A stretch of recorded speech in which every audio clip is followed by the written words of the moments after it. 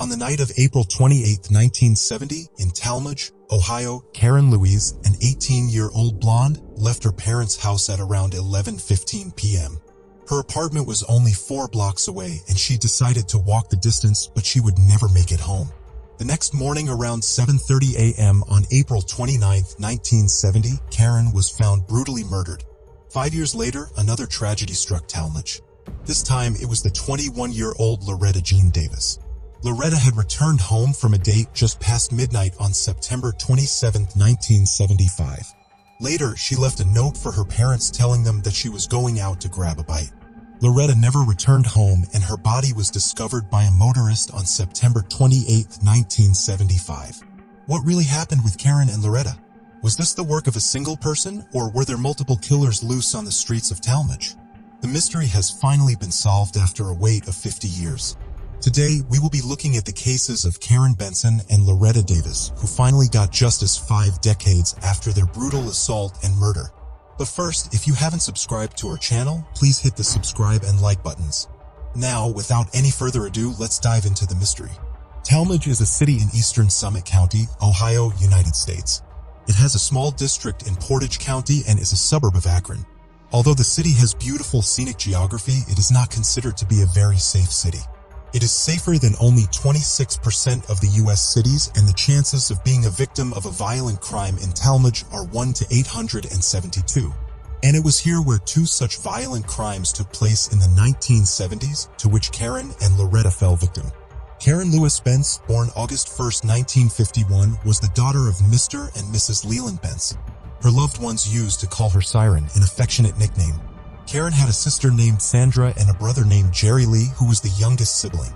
Both Sandra and Jerry had a close bond with Karen and looked up to her.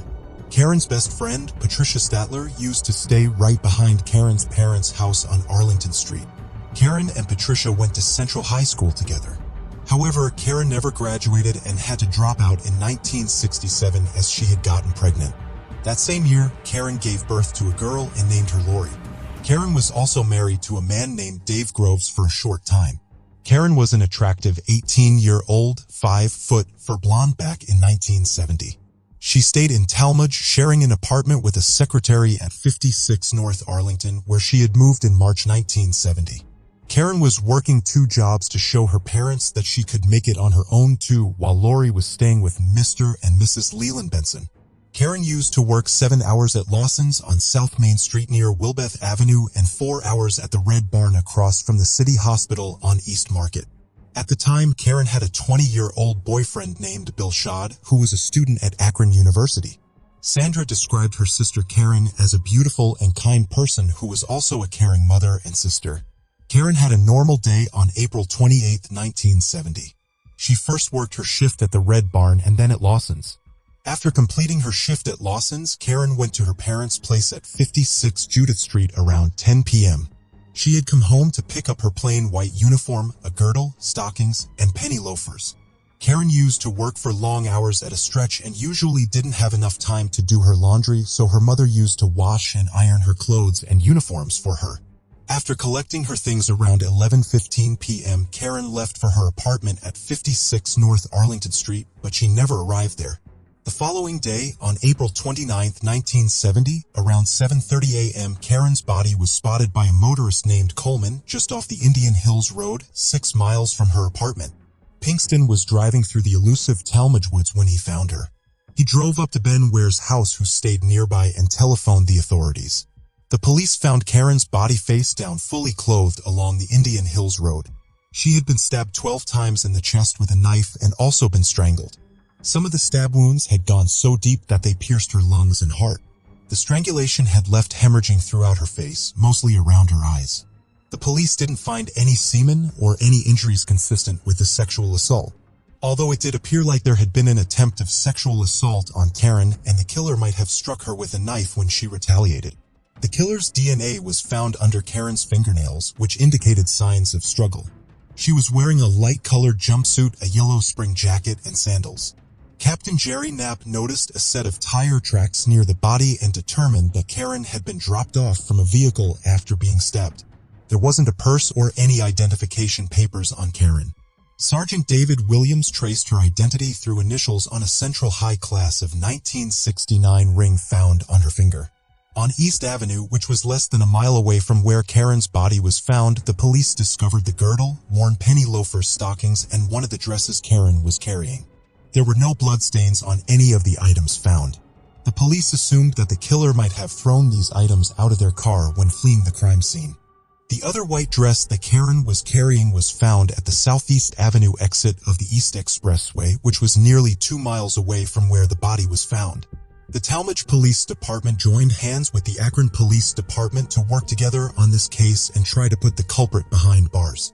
They started by collecting information about Karen from her family members and then went on to question Karen's co-workers and neighbors. Sadly, nothing important came out of it. Ray West, Karen's manager at the Red Barn, said Karen was great at her job. The regular customers knew her and she made friends easily. Bill Schad, Karen's boyfriend, told the police that Karen had asked him to call her a little after 11 p.m. And when he did, she hadn't arrived at her apartment. Her roommate answered the phone and Bill dropped her a number for Karen to call on. She had never called back. On May 1, 1970, Karen's funeral took place at Ecker Baldwin Funeral Home, followed by her burial at Oakwood Cemetery in Cuyahoga Falls. The police kept looking for any clues or answers for years but came up with nothing.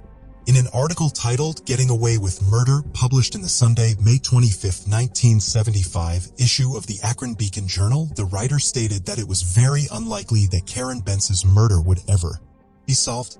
And just like that, Karen's case went cold and it seemed like it was forgotten. But Karen wasn't the only one with an ill fate. Loretta Jean Davis, daughter of Robert and Martha Davis, was a talented 20-year-old woman in 1975. Her loved ones used to call her Jeannie. She was nearly 6 feet tall and had soft mint green colored eyes. Loretta had light brown colored hair, which she kept in a long shag style. Loretta stayed with her parents at 286 Old Forge Road in Broomfield. Martha, Loretta's mother, had a work-from-home data processing job, and Loretta would often work with her to help out. Loretta had dreams of studying business at Kent State University. Her friends thought of her as an easygoing but impulsive girl who would often do things in the spur of the moment. She wasn't a very outgoing person and mostly kept to herself. Loretta was quite athletic and used to love baton twirling, for which she even won a few trophies. Loretta had a nice stereo in her room and she liked to dance and listen to blues and rock and roll.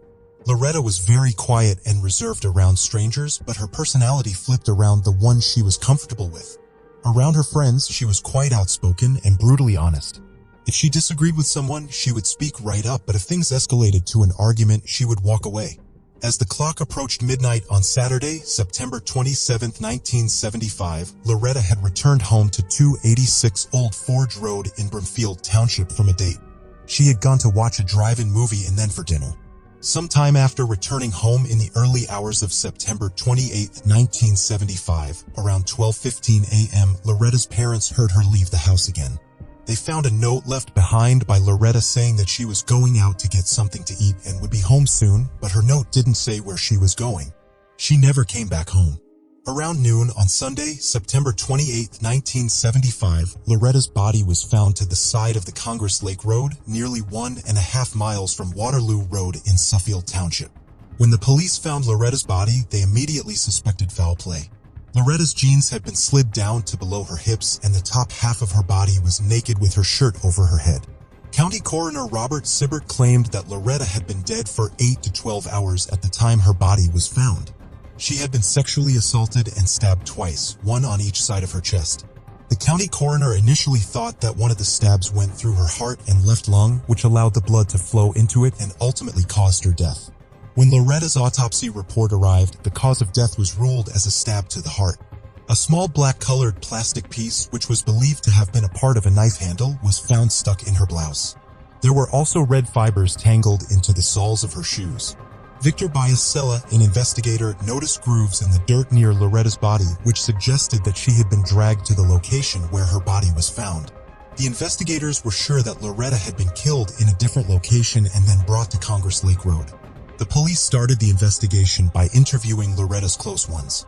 One of Loretta's close friends who didn't want to disclose her identity told the police that Loretta might have gone to her favorite bar, Filthy McNasty, at 200 South Deep Easter Street, but they start closing at 12:30 a.m. so she couldn't possibly have made it there in time. The other place she thought Loretta could have gone to was Bordenberger in Kent at 1550 South Water Street. That is where she would always go. But all this information from Loretta's friend led the police nowhere. Even after searching through multiple places throughout the city, the police didn't find anything. A few days later, a tip came in telling the investigators that Loretta was seen in the early hours of the morning of September 28, 1975, around 2 a.m. She was seen with an unidentified man at Talmadge Auto Parts on Southeast Avenue in Talmadge before she was killed. When the detectives arrived, they found an unlocked Plymouth Duster, Loretta's car, with her purse and personal items resting on the passenger seat. For months, there were no new leads or suspects in Loretta's case. But in 1965, the police questioned Gustav Safras, a local man who had been in and out of prison for multiple sexual assault charges. Upon being interrogated, he denied even knowing the victim, Loretta Davis. Slowly, the progress in Loretta's case started to decay and her case went cold too. Loretta Jean Davis was buried in Roseland Cemetery, Portage County, Ohio. Karen and Loretta's cases had been cold for a long time, but in 2013, the police department found a piece of key evidence and determined that both cases were connected. Detective Williams said that he couldn't specifically discuss the evidence but credited the new technology, a fresh set of eyes, and great detective work. Although the police department didn't say much about this piece of evidence, Captain Doug Bohan went on to disclose that they had found DNA of the killer under Karen's fingernails. Due to technological limitations back in the 1970s, they couldn't examine this to get the information they needed to hunt the killer down. But now, with the advancement in science, they were able to send this evidence for examination, and it was used to extract the killer's DNA sample. It was now a waiting game. The Talmadge Police Department was eagerly awaiting the results of the test of the new evidence.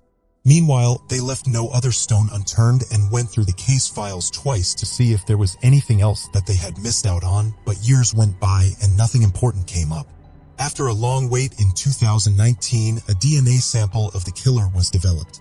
When the police ran the DNA sample through their database, they found a match which led them back to Gustav Safras, the man who had been in and out of prison multiple times for sexually assaulting a number of women.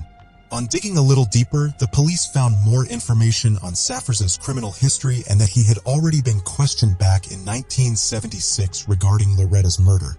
Going through Safras's long history of crime, the police were sure that this man was most likely the killer. They believed that even though he had escaped jail time previously, they had enough evidence to put him behind bars for good this time. Captain Doug Bohan, who had worked in Talmadge Police Department in 2000, retired in 2022 after serving about 22 years. Even after his retirement, he stayed committed to Karen and Loretta's case, hoping that he would finally solve it one day, and that time had finally come. With a team of highly skilled officers like Dave Chakala, Captain Doug Bohan was now determined to send Safras behind bars.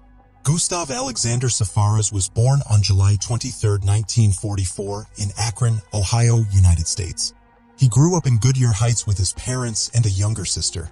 His parents owned Safras Restaurant, a popular and busy 24-hour steak and eggs place. Safras went to East High School and then later joined Akron University. However, he dropped out from the university and had to join the Army as the Vietnam War had escalated. In 1965, Safras was a private first class with the 82nd Airborne Division at Fort Bragg, North Carolina. When he returned, he had a tattoo on one of his arms bearing death before dishonor. Upon his return, Gustav struggled with multiple jobs and didn't stick to anyone for long. In 1972, Gustav got married and moved to Huntington, West Virginia, but even his married life was short-lived as his wife filed for a divorce in 1974 and separated from him. They never had any children. Safra landed a job as an auto salesman in 1975. Gustav's acts of crime spanned from 1970 to 1991. Safras was no stranger to the world of crime, and the list of his vicious acts kept going. In March 1970, Safras was given 2 years probation for sexually assaulting a woman he was on a date with. He pleaded guilty to lesser charges as part of a plea agreement. In December 1972, Safras was accused of the sexual assault and kidnap of a 22-year-old woman, but the jury declared a mistrial. In January 1973, a 20-year-old woman accused Safras of giving her a ride and forcing her to perform oral sex on him. The grand jury returned a no bill. In May 1975, an Akron woman accused Safaras of threatening her with a knife and sexually assaulting her right outside her home, to which Safaras claimed that they had consensual sex. In June 1975, another Akron woman accepted a ride from Safaras. She was choked until she went unconscious and then was sexually assaulted. Safaras pleaded guilty to the assault. It wasn't until 1977 that Safaras was sentenced to 15 to 60 years in prison for the sexual assault of a 28-year-old woman in Cuyahoga Falls. Before sentencing, prosecutor at a psychiatric exam showed that Safaras was neither mentally deficient nor psychotic, but concluded that Safaras was seriously psychologically disturbed. Safaras got parole in November 1990, but violated his parole by victimizing another woman and went on to serve more time in prison until September 2000. During the short period of time when he was out on parole, he was also accused of killing Bonita Virginia Parker in 1991. Even though his DNA was found on Miss Parker, the defendants argued that she was a prostitute and Safaras had been with her, but it didn't prove that he killed her. Gustav Alexander Safaras was arrested from his Jackson Township home in Talmadge on September 6, 2019, for the murder of Karen Louise Spence in 1970 and Loretta Jean Davis in 1975. On March 16, 2023, Gustav was found guilty of aggravated murder, first-degree murder involving an abduction, second-degree murder, and maiming or disfiguring another. On April 5, 2023, Judge Allison Breaux sentenced him to life in prison without the ability of parole. Mr. Safaris, on count 1 murder in the first degree, I'm sentencing you to a period of incarceration, 15 to life. I'm sentencing you to life without the possibility of parole. With the murder of Loretta Jean Davis. And count 1 is with regard to the murder of Karen Benson. And he is currently being held as an inmate in Summit County Jail. Even though Gustav Safaras was arrested and indicted in 2019, he was charged according to the laws that would have been in play at the time the crimes were committed. Sandra Utterbach, Karen Benson's sister, who is now 71 years old, was present virtually at the sentencing. She was relieved to see her sister's killer finally face consequences for his actions. Sandra also got emotional during the sentencing, thinking of her sister, and had some words to say to Safaras. Sandra Utterbach, Karen's sister, gave everyone the insights of what actually happened in her family after Karen's untimely departure. The brutality in Karen's case drove her family members to an unstable mental state. She remembered that her father had a nervous breakdown and nailed all the windows shut in their house, fearing for Jerry Lee, Karen's brother, and Sandra's safety. He wouldn't let any of his kids out of his sight anymore. Their mother turned into an alcoholic just to numb herself from her feelings, which eventually pushed her into depression. Sandra stated that at a very young age, she had to give up on her childhood and start taking care of Jerry and Lori, Karen's daughter. She was forced to become the head of the family when she herself was devastated. She knew that nothing could bring Karen and the lost joys of their family back, but she finally felt peace and got closure when Safaris was arrested. Karen's husband, Dave Grove, also shared some thoughts on Safaris' arrest. Even though he was married to Karen for a short time, he was still happy that her killer had now been caught and will pay for his heinous crimes. Patricia Fletcher, formerly Patricia Statler, was Karen's close friend. When she heard the news of Karen's killer being arrested, she jumped up in joy and screamed hallelujah. She was surprised that it was Gustav Safaras, a man she never knew. She had always thought that Karen was killed by someone they both knew. She remembered hearing about Karen's murder from Mr. and Mrs. Leland Benson. She was scared and moved away in the next few days. She feared that the killer might know her too, and she might be next. Patricia later moved back to Akron and hoped that Karen's killer would be caught someday. She still has an old photograph of her and Karen that helps her to keep their memories together alive. The Talad Police Department stated that Safaras' capture was one of the proudest moments in TPD history and most likely the greatest individual achievement. Retired Captain Doug Bohan believed that the sentence Safaras got was appropriate and long overdue. Safaras had walked free for a very long time, and it was about time they arrested him. He hoped that all the police departments take a good look at all the cold cases they have because they might find an important clue that was not noticed before. Karen Benson and Loretta Davis's murders left their ones in shock for 50 years. Thankfully, with the help of detectives like Doug Bohan, who never gave up looking for Karen and Loretta's killer, the case was finally cracked.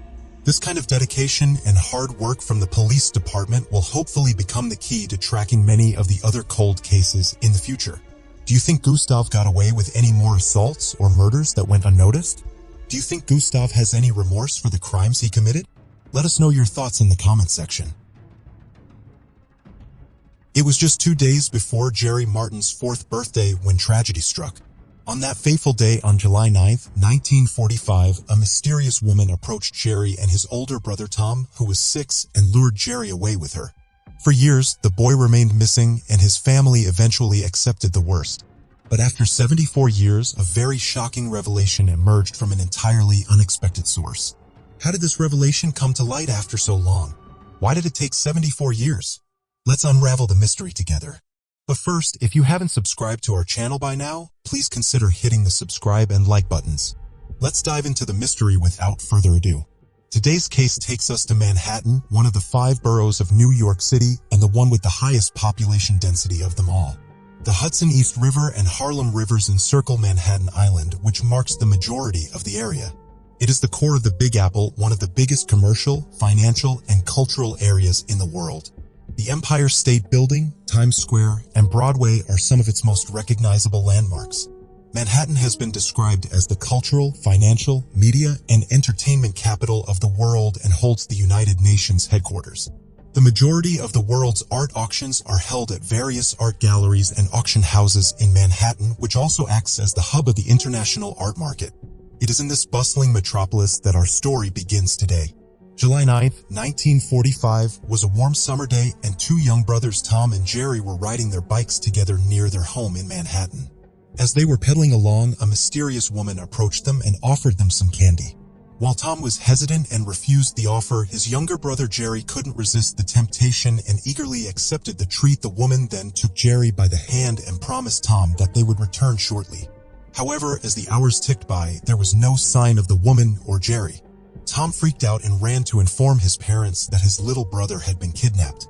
Their parents became increasingly worried and contacted the authorities, launching a frantic search for their missing son. Despite extensive efforts, Jerry was never found, and his disappearance remained a mystery that haunted Tom and his family for the rest of their lives.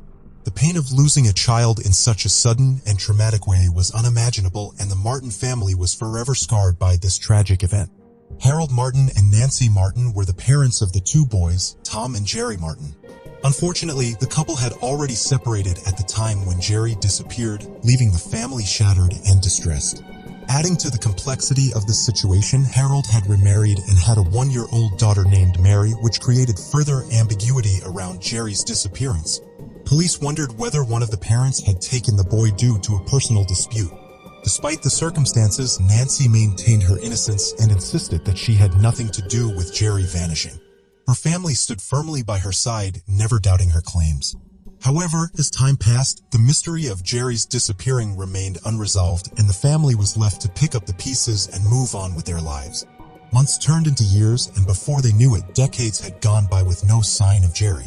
The Martin family never gave up hope that they would one day be reunited with their beloved son and brother. But as the years went on, that hope began to fade. Harold and Nancy passed away, leaving their son Tom to continue the search for Jerry. Determined to find his long-lost brother, Tom spared no effort in his quest for answers. When DNA testing came about in the 2000s, he submitted his DNA for ancestry testing, hoping that the results would provide some clues as to Jerry's whereabouts. Tom remained optimistic even though the search had been going on for so many years. He knew that if there was a chance that Jerry was out there, he had to keep looking. The Martin family's story is one of heartbreak and perseverance. The loss of a child is something that no parent should have to endure, and the fact that Jerry's disappearance remained unsolved after all these years was a tragedy. Nevertheless, Tom's unrelenting commitment to finding his brother served as a testament to the enduring love and resilience of the human spirit.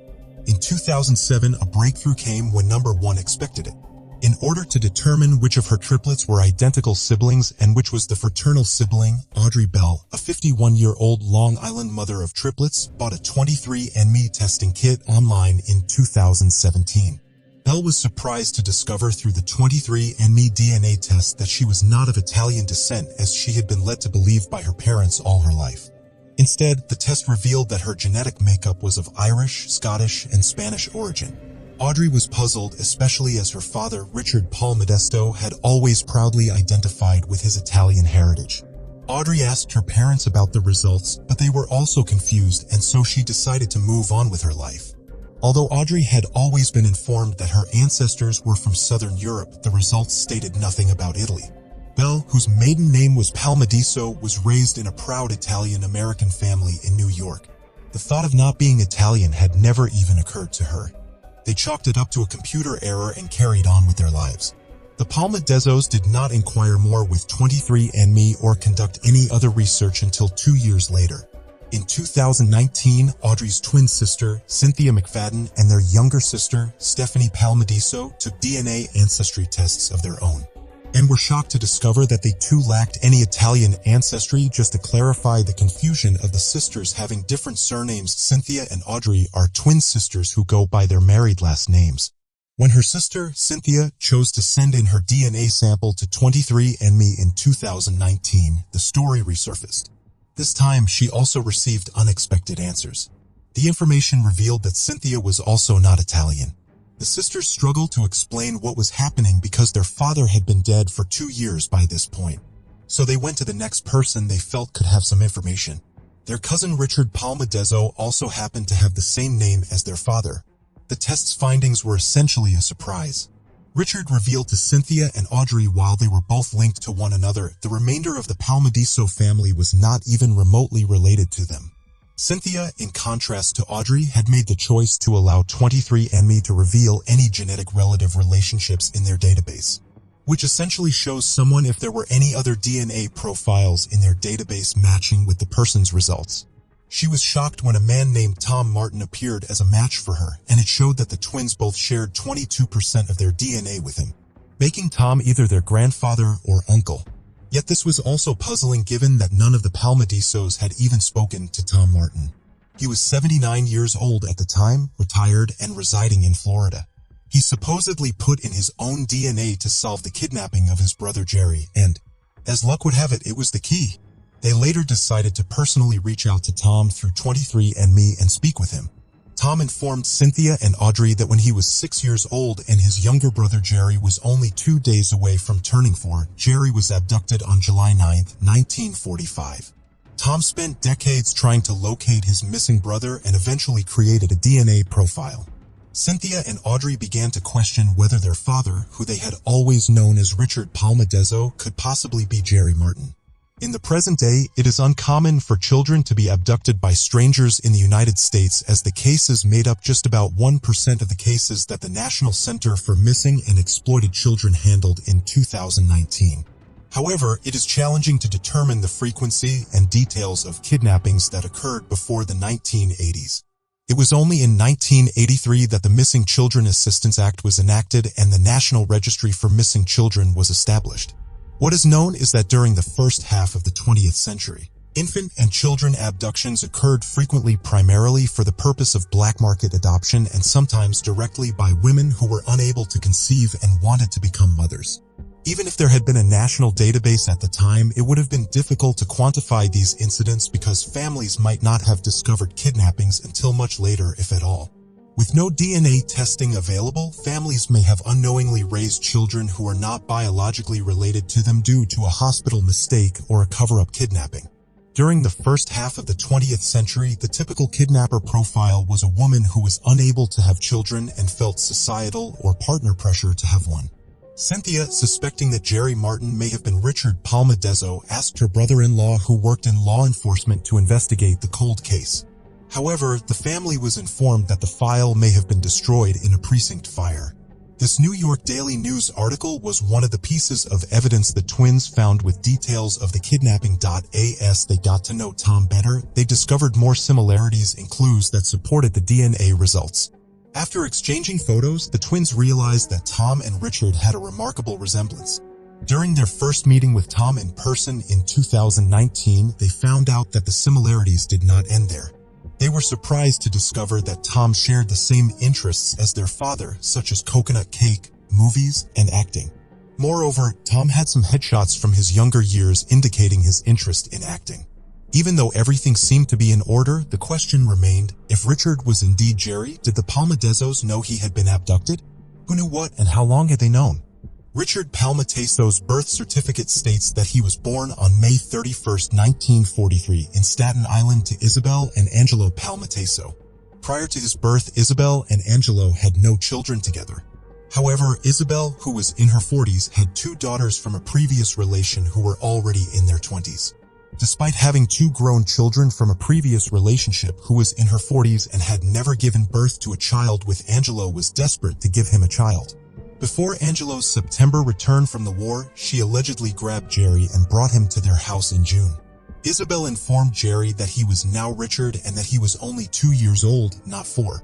She altered a birth certificate to have his date of birth set to 1943. Please keep in mind that this whole narrative has been theorized and it is best to take it with a grain of salt. Although this was a startling revelation to the sisters during their meeting with Tom Martin, Richard Palmadiso, their father's cousin, thought it was nothing new. He asserted that Richard, their father, was the only member of the Palmadiso family who was uninformed that their father was not a blood connection. The rest of the family understood the truth, according to him. Richard explained to the sisters how their father was shunned by Isabel as a youngster and prevented from speaking at the dinner table. Their father, therefore, developed anxiety which he carried into adulthood. None of his family members, including Angelo, who passed away when their father was 26 years old, made an effort to stay in touch when he finished school and moved away. Richard's daughters had a theory that Isabel's wife may have become pregnant with a child just before or Angelo left for World War II and possibly had a miscarriage or lied to Angelo about being pregnant. With Angelo's return in sight after the Nazi surrender, they speculated whether Isabel felt the need to produce a 2-year-old son for him and whether she decided to kidnap Jerry for that purpose. It was suggested by the sisters that Isabel may have kidnapped a child to raise as her own, but they were unable to prove their theory. According to this theory, Isabel's actions were not typical of cases where women kidnap infants to make their husbands believe the child is theirs. What made the situation even more puzzling was how Jerry would have been explained, especially if he had been taken directly to the Palmadezos' home after the abduction. He would have been given a new name and parents and told that he was now 2 years old instead of 4. Tom, his wife, Mary, Audrey, and Cynthia communicate often on text messages and the phone today. The sisters share cherished memories of their father with Tom and Mary as they celebrate each other's big occasions for the time being remotely. Mary gave Tom framed photos of the sisters' visit in Florida earlier this year. He never had any children of his own, so she gave them to him on Father's Day. Even so, Audrey and Cynthia are adding to learning that their father was abducted because he lost out on having siblings with whom he may have formed a close relationship, even though there are still a lot of unresolved concerns. The women now have a better understanding of their father thanks to learning about his kidnapping. They remember him as being compassionate, witty, and playful, but also struggling with bipolar disorder and persistent anxiety. The twins were never able to understand the distance that existed between him and his family. Now, it all makes sense as to why the majority of the Palmadiso family had lost touch with Richard and had taken either no action or very little initiative to get to his wife and kids. Audrey says that Tom appears to have gained some closure as well. She explains that he becomes upset about the fact that they couldn't meet each other in time to meet again, but is pleased to know that her father had a family who loved and cared for him. She adds that Tom is convinced that her dad is now reunited with his biological parents. What were your thoughts on this unexpected discovery? Thanks to DNA testing, now a brother's soul is finally at peace. On June 28, 2004, workers found an unknown torso lying near the bushes of the Wright City rest stop in the state of Missouri.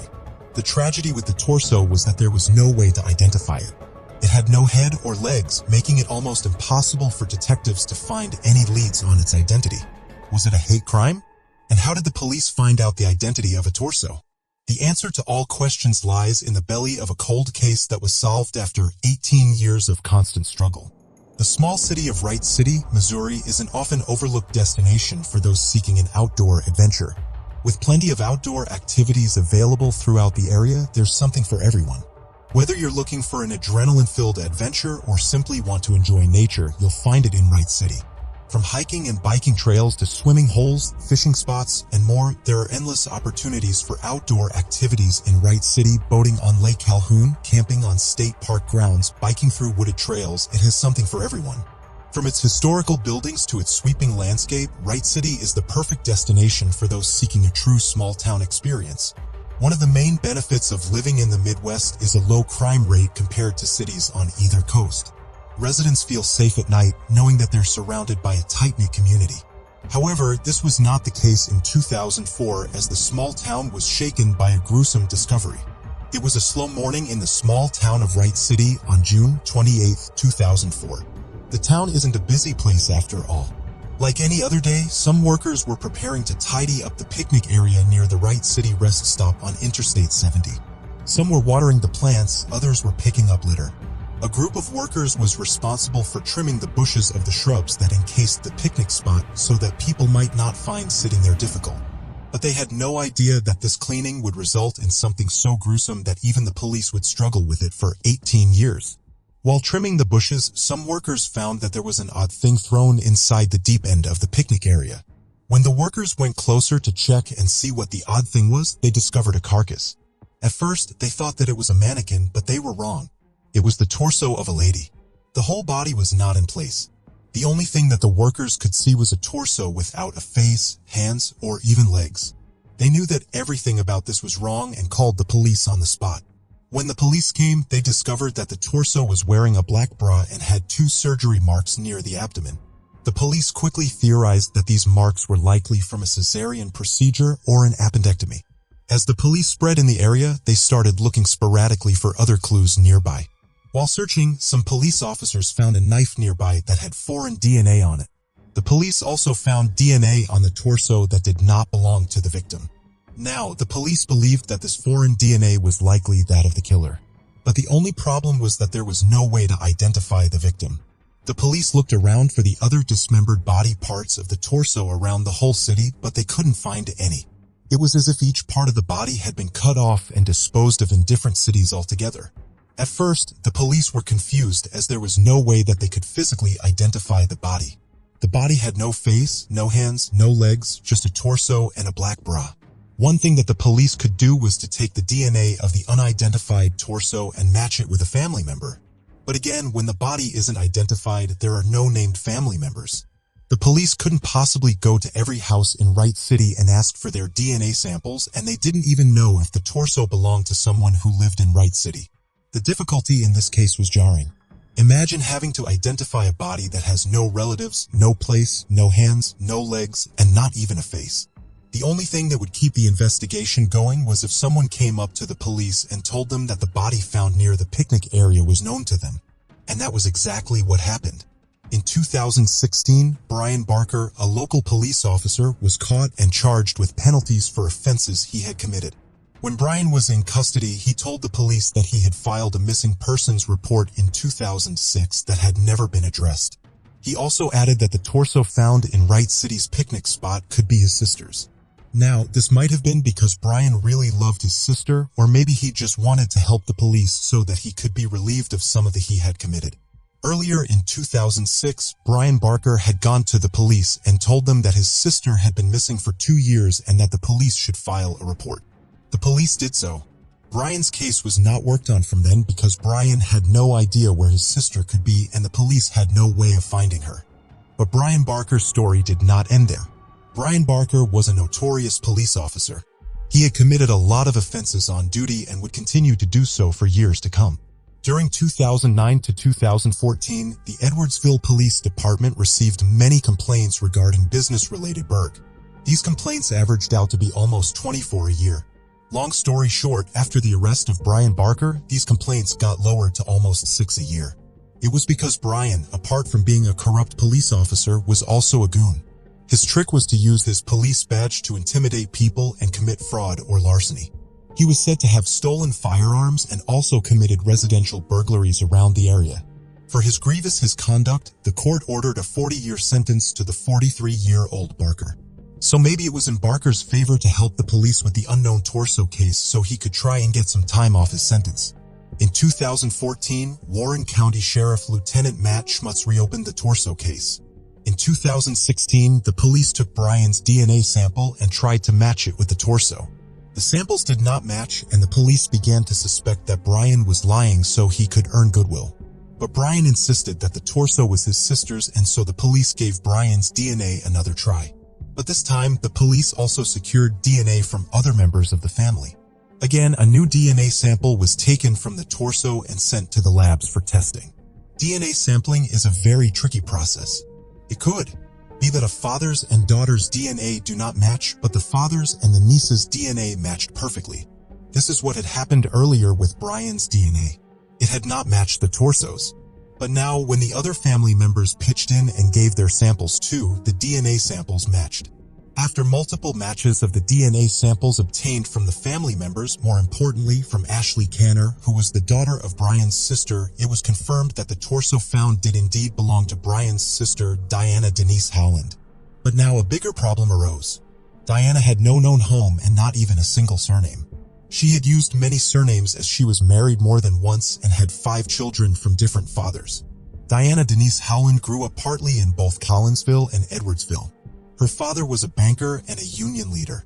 Her childhood was not naturally deprived, but as she grew older, life became much more cruel towards her.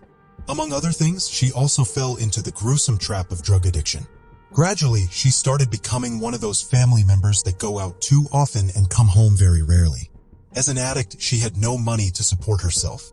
And with the rise in police forces all over America, the buying and selling of drugs also became a costly job. It was inevitable for Diana to fall into poverty. She knew that she would never be able to support her family, and thus she never stayed with them. What was more important for Diana was to support herself, but with her addiction issues, even that was becoming more and more difficult. Poor Diana chose the hardest way to survive. She chose to become a prostitute. Prostitution seemed like the only way for her to survive while buying drugs in a small town. All through her adult life, Diana was involved with many men who would find her explicit jobs so that Diana could make more money. Her job and her lifestyle were both notorious, and so Diana also had many run-ins with the police. Due to her habits, she also went to jail multiple times.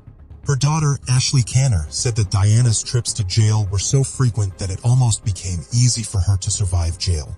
Diana, whenever she would get out of jail, would make sure to make time for her children and meet them. They would have dinner together, and Diana would leave soon after. Ashley, despite being away from her mother for most of her life, cared about Diana deeply, and she could tell that Diana loved her too, even though she was hardly around. She said that Diana never forgot her birthday and would call her every year. Before Diana went missing, she promised Ashley to show up for a play Ashley was acting in. But Diana never came back the day after, and Ashley knew that something had gone wrong. Howland went by several names, including her maiden name Diana Barker, as well as Diana Canner and Diana Froelich. Court documents report that she was born in Belleville, married in 1991 with at least 2 children before divorcing 4 years later. Her family couldn't be reached or preferred not to comment. According to Captain Dan DeCarly of the Major Case Squad of Greater St. Louis, Howland led a transient lifestyle and was estranged from her relatives. She was last seen around Granite City and East St. Louis as well as Alton before her disappearance in May 2004. Exploring the ancestry and relations of a missing person isn't new for the State Police of Missouri. Recently, a decade-old case of a missing person named T.J. Emily was solved using the genetic genealogy program. On the night of March 25, 1990, T.J. Emily left his home for a walk, but he never returned. A missing persons case was filed in the same year, but nothing was found, just like in the case of Diana. 2 years later, on March 7, 1992, a skeleton was found in an old abandoned building. The police tried to identify the DNA of the skeleton but couldn't do so. Years later, the case was reopened and the police collaborated with an NGO called the DNA Doe Project through a rigorous process. After 20 long years, the police found out that the skeleton was T.J. Emily. Another terrible case was solved in 2019 using genetic genealogy. In 1993, 9-year-old Angie Houseman went out of her house but never came back. Her body was discovered in a conservation area near St. Louis 9 days after she went missing. She had been left there by her kidnapper to die and ultimately died of asphyxiation as her mouth had been sealed by duct tape. DNA was sampled from the trimmed piece of Angie's underwear and sent to the lab. Years later, using genetic genealogy, the police found out that Angie's killer was one Earl Webster Kekok, who had been retired from the Navy. Coming back to Diana's case, a similar thing happened here. Once the police found out that the unknown torso belonged to Diana Delis Howland, they started testing the murderer's DNA that was found on the torso and on the knife that was at the crime scene. DNA was extracted from the lower end of Diana's torso, and some was covered from the knife that the police found in the sewer. The police took the DNA sample from the knife in 2019. Once the police had secured the DNA, they sent the samples to the lab for testing by researchers at the Genetic Genealogy Program. After constant tests for almost 3 years and ongoing advancements in genetic genealogy, the police were able to narrow their search gradually. Eventually, they found their man, Mike Clardy. When the police tracked him down, Mike Clardy was living in Maryland Heights with his wife. More importantly, Mike Clardy was blind. But was he blind at the time of Diana's death? No. Mike went blind after a killing of Diana in a totally unrelated incident. While in police custody, Mike confessed that he was the one who killed Diana on the night of June 28, 2004. Now, why did Mike kill Diana? Because it is important to note that Mike wasn't a serial killer, nor was he a criminal. Apart from the Diana case, he had never been in police custody for anything, let alone murder. Then what happened that day? According to Mike's version of the story, Diana came to Mike's house. Diana at that time worked as a prostitute, and Mike brought her jobs to be done. Mike at that time lived at the 3500 block on Dixie Drive, St. and Diana used to frequent his house. On the night of June 26, 2004, Mike and Diana fell into an argument. The argument surpassed all bounds, and Mike's anger surpassed his sanity. Ultimately, Mike killed Diana and dismembered her body. The torso was thrown at the Wright City rest stop, and other parts were thrown all around St. Louis County and Warren County. The other parts of Diana's body were never recovered. For Mike's neighbors, it was impossible to see him in this light. They had never imagined the 63-year-old blind man would be behind this. Mike now faces a life sentence, and his bail is set at $1 million. As for the family of Diana, it is a sad story after all. Most of her family forgot about her as soon as she went missing. Society always attaches a stigma with drug addicts and prostitutes, but nevertheless, her daughter, Ashley Kinnear, will always remember her mother, Diana, and how she loved her. Ashley was very emotional and overwhelmed when the police caught hold of Diana's killer. At least Ashley, of all people, got her closure. After almost 2 decades, justice had finally been served thanks to the tireless efforts of law and forensic experts who refused to give up on this case. While it can't bring back Diana and her love for her daughters, it is a reminder for all killers that they can't hide away forever and will always be found guilty of their heinous acts. Share your opinions in the comments section below. And don't forget to like, share, and subscribe to our channel for more captivating true crime stories. Today takes us to Opelika, the county seat of Lee County in the east central part of the U.S. state of Alabama. It is here in this town that is home to over 30,000 people that a chilling discovery was made in 2012. Opelika police were called to Brookhaven Trailer Park in Opelika, Alabama on January 28, 2012 regarding the discovery of skeletal remains. The bones were found in a wooded area behind a trailer and the adjacent lot, while a skull was located in a yard. Along with the remains, a child's pink shirt and curly hair were also found. The FBI laboratory in Quantico performed a medical examination on the remains and concluded that they belonged to a young African-American girl likely between the ages of 4 to 7, who came to be known as the Opelika baby Jane Doe by the community. The autopsy conducted on the remains revealed more than 15 fractures to her skull, arms, legs, shoulders, and ribs that were caused by blunt force trauma.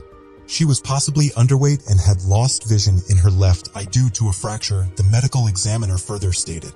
Her death was determined to be a homicide, and it was estimated to have happened between 2010 and 2011.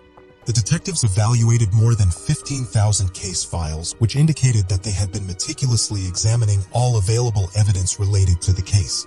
These included previous reports of missing children, crime scene investigations, witness statements, and other relevant information. In addition to evaluating case files, the detectives had also looked into tens of thousands of leads. They had been actively gathering information from a variety of sources such as tips from the public, surveillance footage, and interviews with potential or suspects. To aid in their investigation, the detectives worked with the National Center for Missing and Exploited Children, which was a nonprofit organization that provided assistance to law enforcement agencies in cases involving missing or exploited children. They also collaborated with numerous other agencies, which included local and federal law enforcement, forensic experts, and social service providers. On June 14, 2012, the officials made public a three-dimensional model that depicted the possible appearance of the girl, which was derived from the analysis of her skeletal remains. 6 years later, in March 2018, the police were still urging the public to provide any information to identify baby Jane Doe. It was reported that Governor Kay Ivey had agreed to grant a reward of up to $5,000 to anyone who could offer information leading to an arrest or the resolution of the case. A day later, the reward amount increased to $10,000 after a local citizen generously agreed to match the governor's reward. In March 2018, it was reported by investigators that they had been working on the case daily with the hope of providing closure. Opelika Police Chief John McKitchen said that it had been a continued concerted effort on the part of several different law enforcement agencies. It was revealed through isotope testing in the case that the young girl who was believed to be between 4 and 7 years old was indeed from the southeastern region. Sergeant Alfred White of the Opelika Police Department stated that they had talked to the pediatric clinic and the hospital attempting to obtain birth records and anything else that could help identify the child.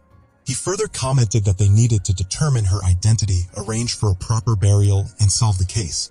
White expressed his disbelief that after 6 years, nobody knew who this child was. Exciting news broke out in October 2022 when DNA genealogy helped investigators finally solve the mystery surrounding baby Jane Doe's father. Baby Jane Doe's father was identified as Lamar Vickerstaff. He was born in the city of Opelika, where he also spent his formative years. He ultimately decided to enlist in the U.S. Navy, which allowed him to serve in a variety of locations, including Norfolk, Virginia, Honolulu in the stunning state of Hawaii, and the seaside city of Jacksonville. The police were able to track down Lamar Vickerstaff. However, when they visited the Vickerstaff's home in Jacksonville, Florida, they were met with a shocking revelation. Lamar refused to disclose any details about the baby, leaving the investigators scrambling for answers. Ruth Vickerstaff, Lamar's wife, also denied any knowledge of the child or her mother, throwing the case into further disarray. In December of 2022, the case that had been shrouded in mystery for so long finally had another breakthrough. Investigators had been tirelessly working to piece together the identity of the young girl's biological mother, and finally, they had some leads. After narrowing down the possible matches, they discovered a woman by the name of Sherry Wiggins to be the girl's birth mother. But that wasn't all.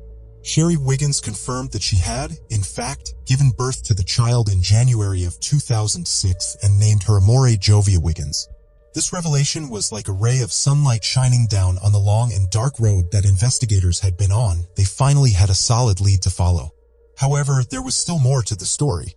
When she was just 19 years old, Sherry Wiggins crossed paths with Lamar Vickerstaff, who was 35 and serving in the Navy.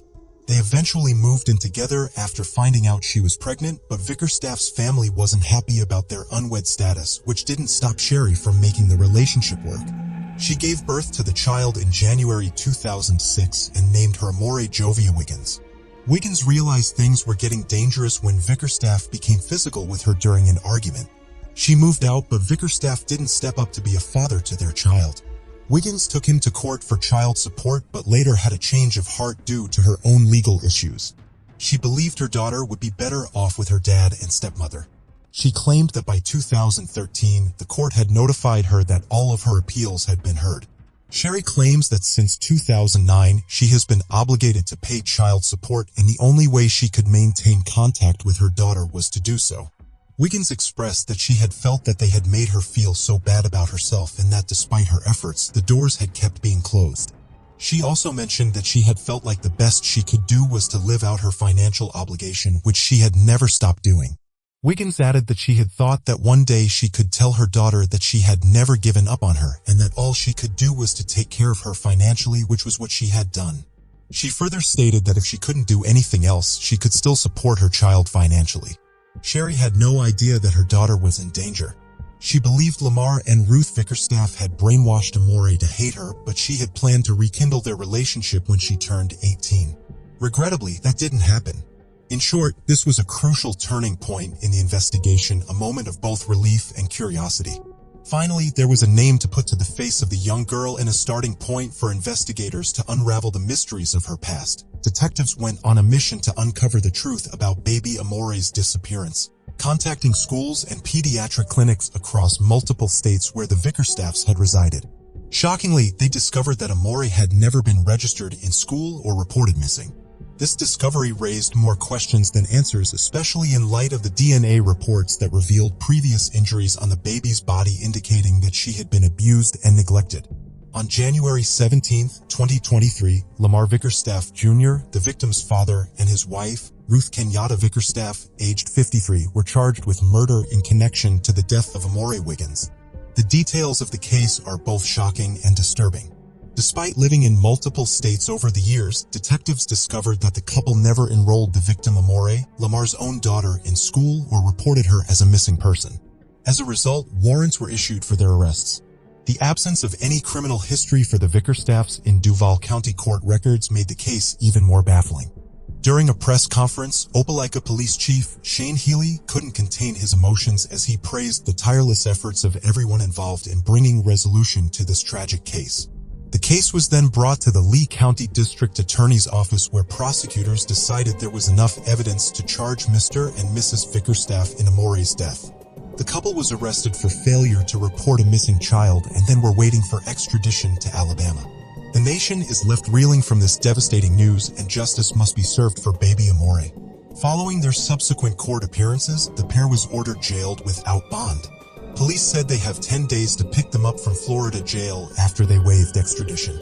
After their arrest, the couple found themselves in a courtroom for their initial hearing.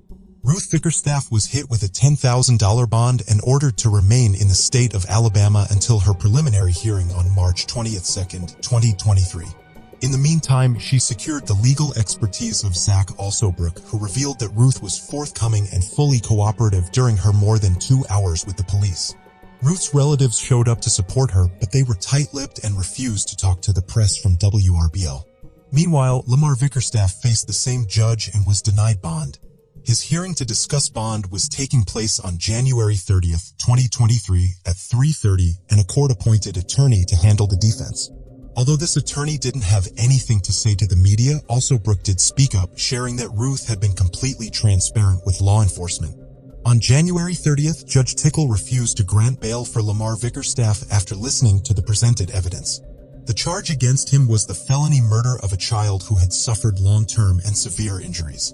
Despite the absence of records, the evidence suggested that the injuries were sustained over a period of time. In addition, Vickerstaff went AWOL right after the charges were filed against him, and he had connections both within and outside the United States. While Vickerstaff shook his head in disbelief, Judge Tickle made the decision to deny him bail at that time. In conclusion, it is important to note that this case is still an ongoing investigation, and the Opelika Police Department Detective Division encourages anyone with any information regarding this case to come forward and provide their assistance.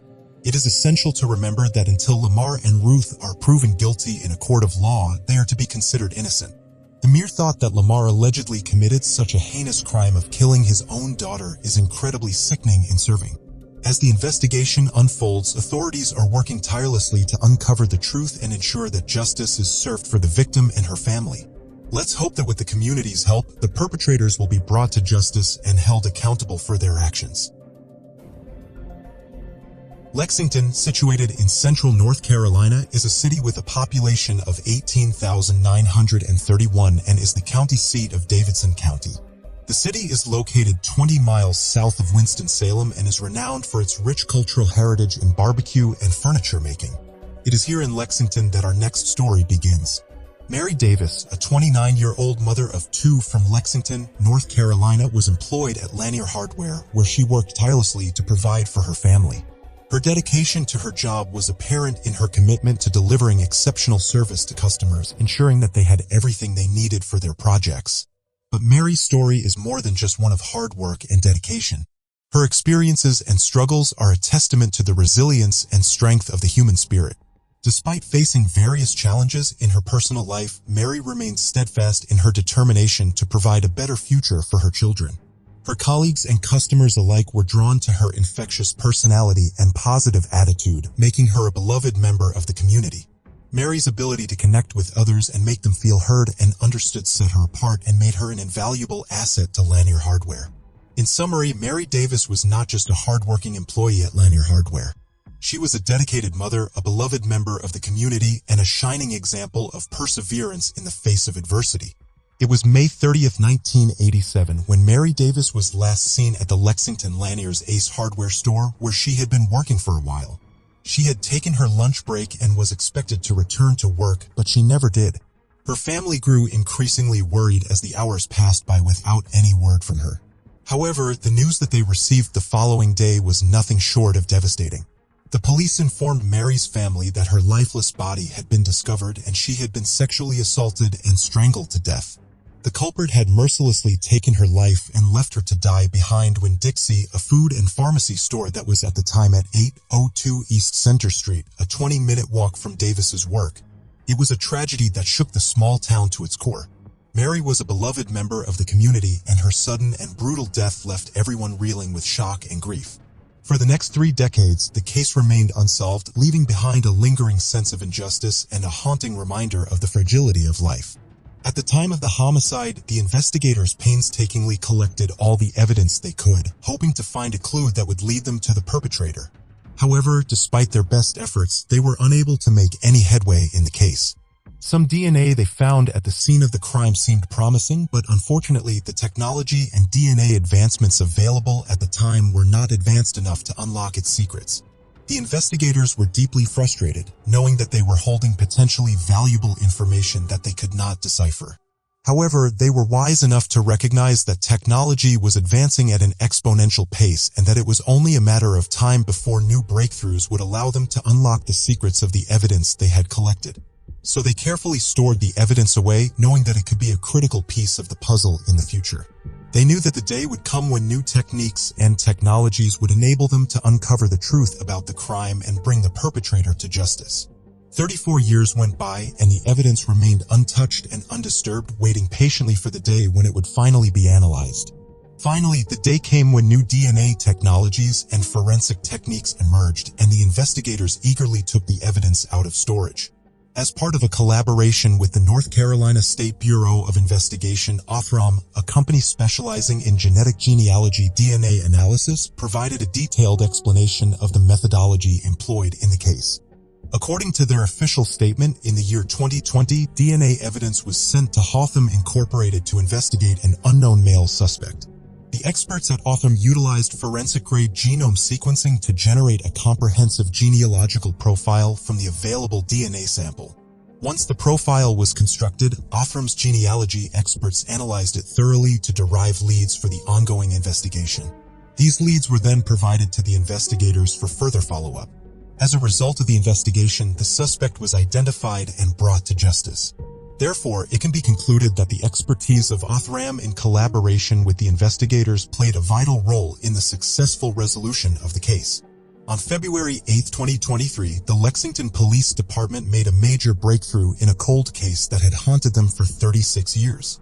Thanks to the advances in DNA technology, they were finally able to identify the suspect in the brutal murder of Mary Davis. The investigation had been stalled for decades, but the DNA evidence collected all those years ago provided the key to unlocking the case. After analyzing the evidence, authorities were able to positively identify the perpetrator as Russell Grantwood. Unfortunately, justice could not be fully served in this case, as Wood had passed away in 2013. However, District Attorney Gary Frank made it clear that if Wood were still alive, he would be facing charges of first-degree murder, first-degree kidnapping, and first-degree rape. The details of Wood's relationship with Mary Davis remain murky. What is known, according to Lexington Chief of Police Robbie Rummidge, is that the two were not strangers to each other. It's a tragic and unsettling reminder that danger can sometimes come from those closest to us. According to Rummidge, there is no known motive, and any speculation regarding it would be mere conjecture. On February 3, 2023, Davis's family received information about the news conference being held. Lori Martin, Davis's niece, shared during the news conference that they had been praying for years to find the person responsible for Mary's death. She expressed that the new information brought a sense of closure to the family, even though it could never bring Mary back. Tracy Cleary, Davis's daughter, wrote a beautiful poem in honor of her mother, which was read aloud at the news conference. In the poem, Tracy expressed her deep love for her mother and how much she missed her. She also shared her belief that they would be reunited in heaven one day. Mary's family had been eagerly looking forward to celebrating her 65th birthday with a joyous memorial service. The event was intended to honor the cherished memories of Mary and the profound influence she had on the lives of her loved ones. The murder of a loved one is one of the most traumatic events that a family can endure. The pain and grief can be overwhelming, and the lingering question of who is responsible can haunt a family for years. For Mary's family, the mystery surrounding the murder of their beloved mother was finally solved thanks to advances in DNA testing. The news brought them a sense of closure and a relief that they had been yearning for. They took comfort in knowing who the perpetrator was. They were grateful for the tireless work of law enforcement, the advancements in forensic science, and the closure it brought to their family. While the pain of their loss will never completely fade, they can finally find peace in knowing the truth and honoring their mother's memory. Our next case takes us to Los Angeles, one of the most well-known cities in the world, home to Hollywood and a great many stars. LA is the hub of Western entertainment, but with fame and celebrity also comes a darker side, and it was here in 1990 that a terrible crime took place. William Arnold Newton, born on July 26, 1965, had a career in the entertainment industry where he worked as an actor, director, producer, beautician, and set decorator. He performed in adult films with a focus on homosexual content, using the aliases Billy London and Billy Porter. Additionally, he produced such films under the name Bill E. London. Sadly, Newton was violently murdered, and his case gained notoriety as one of Hollywood's most infamous unsolved homicides. Newton was born in Eau Claire, Wisconsin, and attended school there until he moved to Ladysmith in 1979. In 1980, he and his mother relocated to Oklahoma City after his freshman year of high school. According to family accounts, Newton moved to California in 1984 and was working in the music video industry, doing makeup and choreography at the time of his murder. His father described him as a smart young man who was beginning to establish himself and make a good living, but also as someone who was restless and trying to find his way. Newton left home at 16 and traveled around the U.S. for 3 years before settling in Los Angeles in 1985, where he earned his GED in 1989. His friends viewed him primarily as a poet and artist and noted that he only worked on adult material for financial reasons. Newton's time at the Hollywood Spa was just the beginning of his journey in the entertainment industry. His relationship with David Ray not only opened doors for him in the adult film industry, but also sparked a creative partnership that would lead to the founding of London Ray Productions. As a producer, makeup artist, and set designer at London Ray, Newton honed his skills and gained valuable experience in the business. His passion for the art of filmmaking was apparent, and he quickly made a name for himself in the industry. Despite his success, Newton began to feel a pull to leave the hustle and bustle of Los Angeles behind and start anew. He found himself yearning for a change of pace, a new environment, and a fresh start. And so he set his sights on the bright lights of Las Vegas. By October 1990, Newton had already begun making plans to move to Sin City. Perhaps he was drawn to the glitz and glamour of the famous Strip, or maybe he simply craved the desert sun and dry heat of the Mojave Desert. Whatever his reasons, one thing was certain: Newton was ready for a new chapter in his life. With his talent and passion for the arts, there was no doubt that Newton would continue to thrive in his new home. The move to Las Vegas was to mark the beginning of an exciting new chapter in his journey, filled with new opportunities, challenges, and adventures. Newton was last seen at the Rage nightclub in West Hollywood. Sadly, on October 29, 1990, he was discovered to have been kidnapped and brutally murdered. His body was dismembered, and his head and feet were found in a dumpster on Santa Monica Boulevard in Los Angeles. A tragic and disturbing end to his life. His murder had gone unsolved for more than 3 decades. And for most of that period, it looked like it would remain unsolved forever until now. The murder of Billy Newton, also known as London, remained a mystery for over 30 years, leaving his family grieving and desperate for justice. Despite their prayers and the efforts of law enforcement, it seemed as though the case would never be solved. However, a glimmer of hope emerged when an unlikely group of individuals came together to share notes and investigate the crime. This team consisted of LAPD Detective John Lambert, documentarian Rachel Mason, and Christopher Rice and Eric Shaw Quinn, who co-host the Dinner Party Show podcast. Through their years of painstaking research and dedication, they were finally able to uncover the truth about London's murder. The journey began when one of the team members, Rice, received a tip that London had been seen leaving a Los Angeles club on the night of his death with someone who resembled Jeffrey Dahmer. As Rice and Quinn delved deeper into the case and reported on their findings through their podcast, they struggled to identify the culprit behind London's death. They even entertained the possibility that Dahmer himself may have been involved, although the serial killer had previously denied any involvement. However, it ultimately became clear that Dahmer had nothing to do with London's murder, and the real story would eventually come to light. About the same time, Mason was doing her own work on the cold case. During the course of her investigation and documentary-style reporting, Clark Williams, a stay-at-home father, contacted her. He intended to provide Mason with some background information about what Billy's upbringing in Wisconsin would have been like. Clark was a native of the same region as Billy and was familiar with its small-town atmosphere. Williams and Mason began to deep dive into the case after realizing they shared a strong passion for it. The stay-at-home father described how he and the videographer started to use every bit of spare time they had to try and solve the case in an interview with TrueCrime. Williams stated that they had nurtured a growing obsession to study and investigate every single aspect of the case and to leave no stone unturned. According to a report by The Times, Williams expressed his interest in the case due to the striking similarities between himself and the victim, Billy Newton. Williams and Newton were both gay men who were born in the same week of the same year, 1965, and grew up in northern Wisconsin before moving to bigger cities. Williams' involvement in the case began when he joined a Facebook group called The History of Gay Wisconsin in December 2021. It was there that he stumbled upon a post about Newton's murder which immediately captured his attention. He felt a strong pull to get involved in the case in whatever capacity he could. William told The Times that he was particularly interested in helping to tell Newton's story as he believed that Newton's life was representative of the experience of many gay men and teenagers during that era. He hoped that by shedding light on Newton's story he could help to raise awareness about the struggles faced by LGBTQ+ individuals during that time period. After months of exhaustive research into the gay adult film industry of the late 1980s, journalist Ben Williams stumbled upon a potential breakthrough, the elusive actor Billy Houston. However, as Williams dug deeper into the actor's past, he uncovered a shocking revelation. Houston's real name was Darrell Lynn Madden, a self-proclaimed white supremacist with a dark history of violence.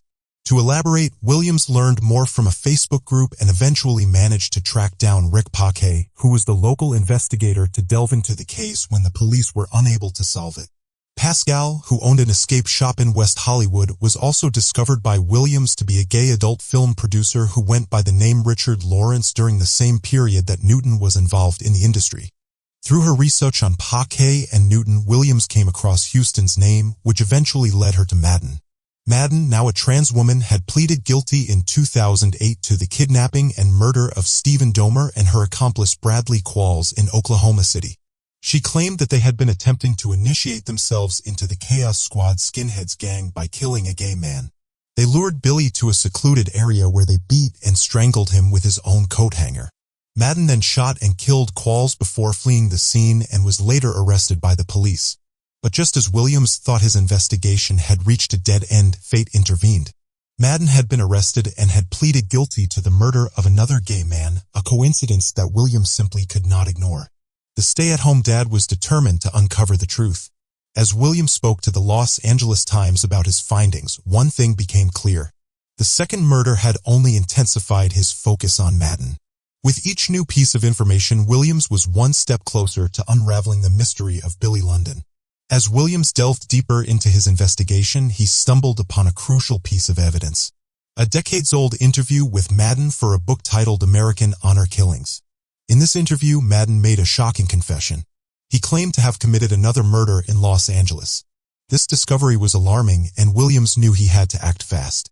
Realizing the gravity of the situation, Williams wasted no time in reaching out to Detective Lambert with the newfound information. Lambert, an experienced detective, was quick to recognize the significance of this development and began to conduct a thorough investigation into Madden. Lambert and his partner, Mames, were determined to solve the case of Newton's murder, but they had hit a dead end after years of investigation. Just when they had given up hope, a new lead emerged thanks to Williams' tips. The detectives were once again fired up with renewed energy and enthusiasm to crack the case. Their investigation led them to Madden, the last person known to have seen Newton alive. They discovered that she worked for a company located on Santa Monica Boulevard, which was just a stone's throw away from the alley where Newton's body was found. This was a major breakthrough in the case, and Lambert and Mises wasted no time in following up on the lead. According to Detective Lambert, Madden, who was previously an actor, is currently imprisoned in Oklahoma, serving a life sentence for murder. Madden now identifies as a transgender woman and Orthodox Jew and goes by the name Darylyn. In January, Detective Lambert and his partner traveled to Oklahoma to interview Darylyn. Lambert said that they were talking to a person who had swastika tattoos and was also wearing a knitted pink yarmulke. Lambert added that the person they were talking to was a gay film actor, transgender skinhead, Nazi Orthodox Jew, and remarked that if one were to write that down in a sentence, it would be like saying, "What?" During the discussion about the case involving Newton, Madden eventually came clean and revealed that she and her group of skinhead friends had intentionally singled out the young actor with the intention of robbing him and inflicting physical harm.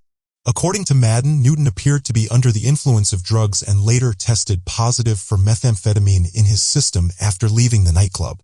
Lamberti asked Madden if he had any accomplices or if he knew where the rest of London's body had been taken, to which Madden refused to provide any further information, stating that she was a murderer but not a snitch.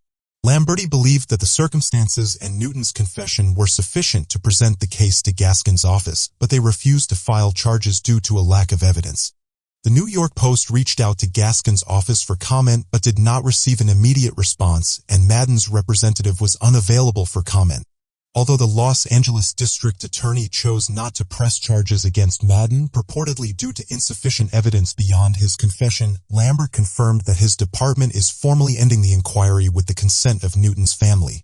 This suggests that while the DA did not find the evidence compelling enough to pursue legal action, the investigators involved in the case still believe that Madden may have been responsible for Newton's death.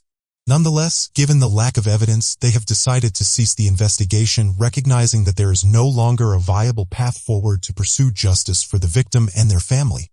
Williams, Mason, Rice, and Quinn are actively engaged in trying to identify the people who are suspected to have assisted Madden in carrying out Newton's murder. These individuals are determined to uncover the identities of these accomplices and bring them to justice. Despite any obstacles they may encounter along the way, they remain committed to their pursuit of the truth and ensuring that all responsible parties are held accountable for their actions. As the 30th anniversary of the unsolved murder of William Newton approached in 2020, Christopher Rice and Eric Shawquin, who are producers and best-selling authors for the New York Times, covered the case on their podcast. TDPS presents Christopher and Eric in episode 37. They established an email address to receive tips and information related to the case. On episode 48, they revealed an account of a potential eyewitness who claimed to have seen Newton alive at the nightclub Rage in West Hollywood before he left with a man who resembled the serial killer Jeffrey Dahmer. Their podcast about the case caught the attention of the LAPD homicide detective in charge of the case, who contacted Rice and Quinn in January 2021. In February 2021, the detective gave an interview on another episode of the podcast. On April 25, 2021, director Rachel Mason appeared on the podcast and revealed that she was working on a documentary about the case. William expressed humility and gratitude at having been involved in the discovery of the killer or killers responsible for the brutal murder of a young man in October of 1990. He conveyed his appreciation for the opportunity to provide some measure of justice and closure to the victim's many loved ones and friends. This sentiment was shared with 2Fab after the Los Angeles Times published a story about the case. Rice and Quinn expressed their gratitude and humility to be part of the group of amateur detectives who contributed to solving the Billy Newton murder case after 30 years. They shared on Twitter that when they initially presented the case on their podcast, they hoped that one day they could help bring justice to the victim and their family. Furthermore, Rice and Quinn promised their audience that they would continue to provide more coverage on the case in upcoming episodes of their podcast. This indicates that they are dedicated to shedding light on the case and bringing awareness to the issue. Overall, Rice and Quinn's dedication to the case and their desire to continue covering it on their platform demonstrate their commitment to uncovering the truth and seeking justice. The sister who was mourning her brother's death was seeking answers regarding the reason for the crime and the whereabouts of the remaining parts of his body that have not been found yet. However, Madden did not provide any further details regarding the missing body parts. The Redford is a charter township in Wayne County in the U.S. state of Michigan. Its official name is the Charter Township of Redford. The city of Detroit and the township are separated by a shared eastern border.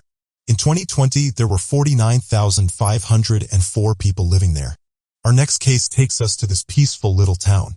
Christina Castiglione was a 19-year-old resident of Redford who lived with her parents. She had recently graduated Redford Union High School and was known to be very active in sports. Despite not being married, she was in a committed relationship with her steady boyfriend. Castiglione was employed at the Detroit Edison Company as a clerk in the research department, indicating her interest in pursuing a career in the field of science. Prior to her sudden disappearance, Castiglione had reportedly contacted an army, suggesting that she may have been considering joining the military. On March 21, 1983, the mother of 19-year-old Christina Castiglione reported her missing in Redford Township, Michigan. A week later, on March 29, 1983, the Livingston County Sheriff's Office received a tip that led them to the discovery of Castiglione's body in the Oak Grove State Game area located at the corner of Fawcett and Fisher Roads in Livingston County's Deerfield Township. The state in which Castiglione's body was found was alarming. Her body was partially clothed and located in a remote wooded area. Upon investigating the scene, detectives found evidence that indicated Castiglione had been strangled to death and sexually assaulted.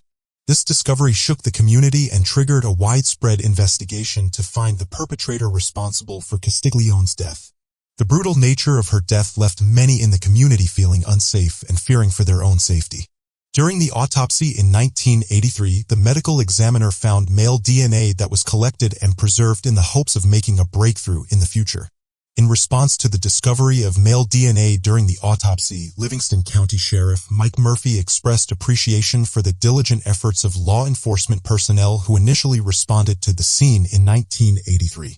He praised the preservation of evidence and the thorough processing of the crime scene, stating that these efforts were essential in ensuring that the DNA evidence discovered during the autopsy could be analyzed and potentially lead to new information about the case.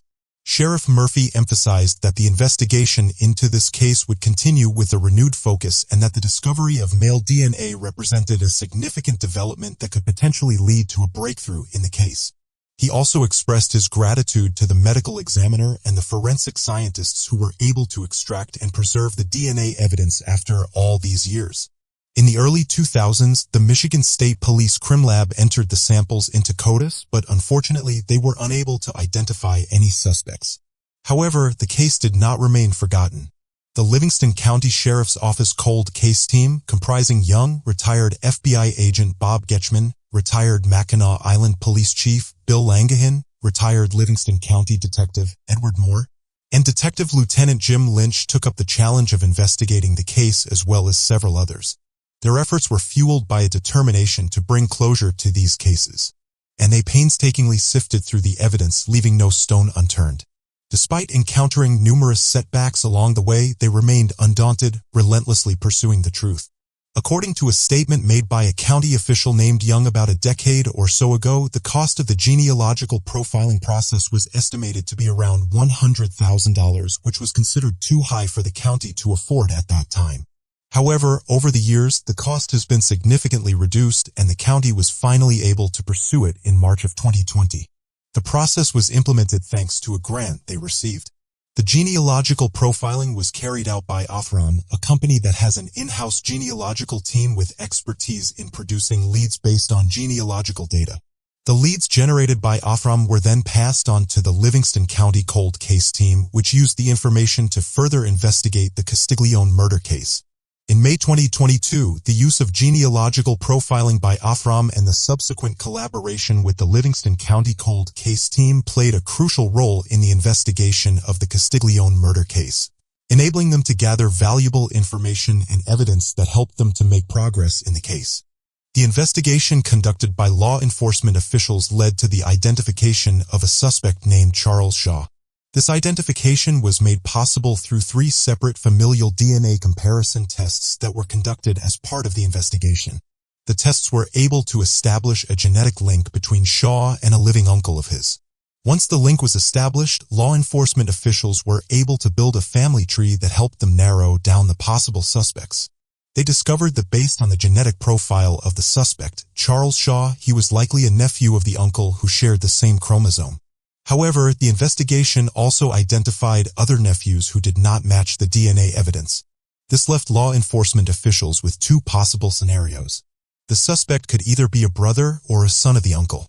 Further investigation was conducted to try and establish which of the 2 possibilities was more likely.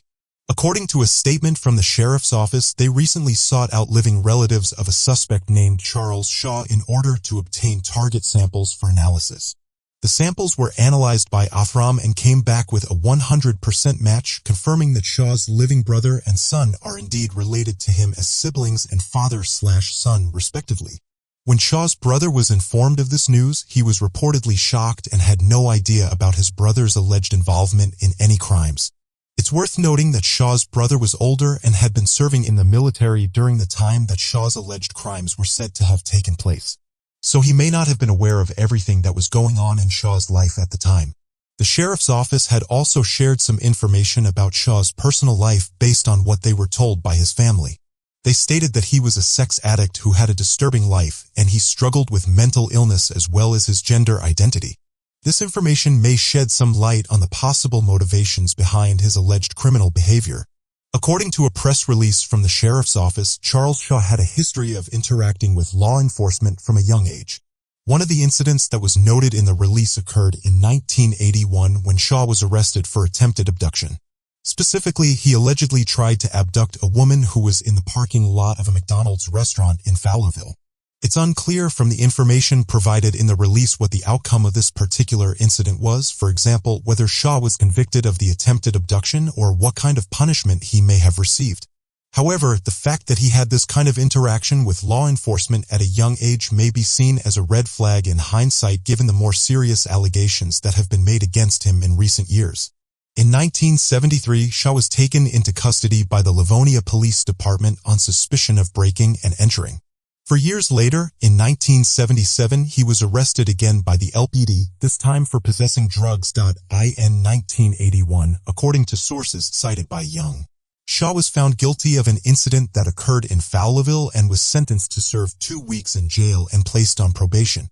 Then in 1982, he found himself on the wrong side of the law once more when he was apprehended for stealing women's shoes from a Kmart store. These events demonstrate a pattern of criminal behavior over the course of several years, indicating that Shaw may have had ongoing issues with the law.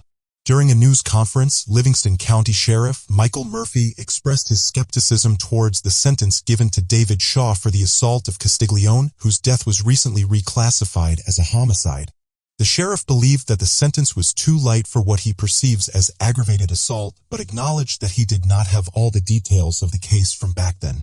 As part of the investigation, police interviewed Shaw's former wife who disclosed that he had confided in her about struggling with his gender identity in 1980 to 1981 and seeking counseling to undergo a sex change.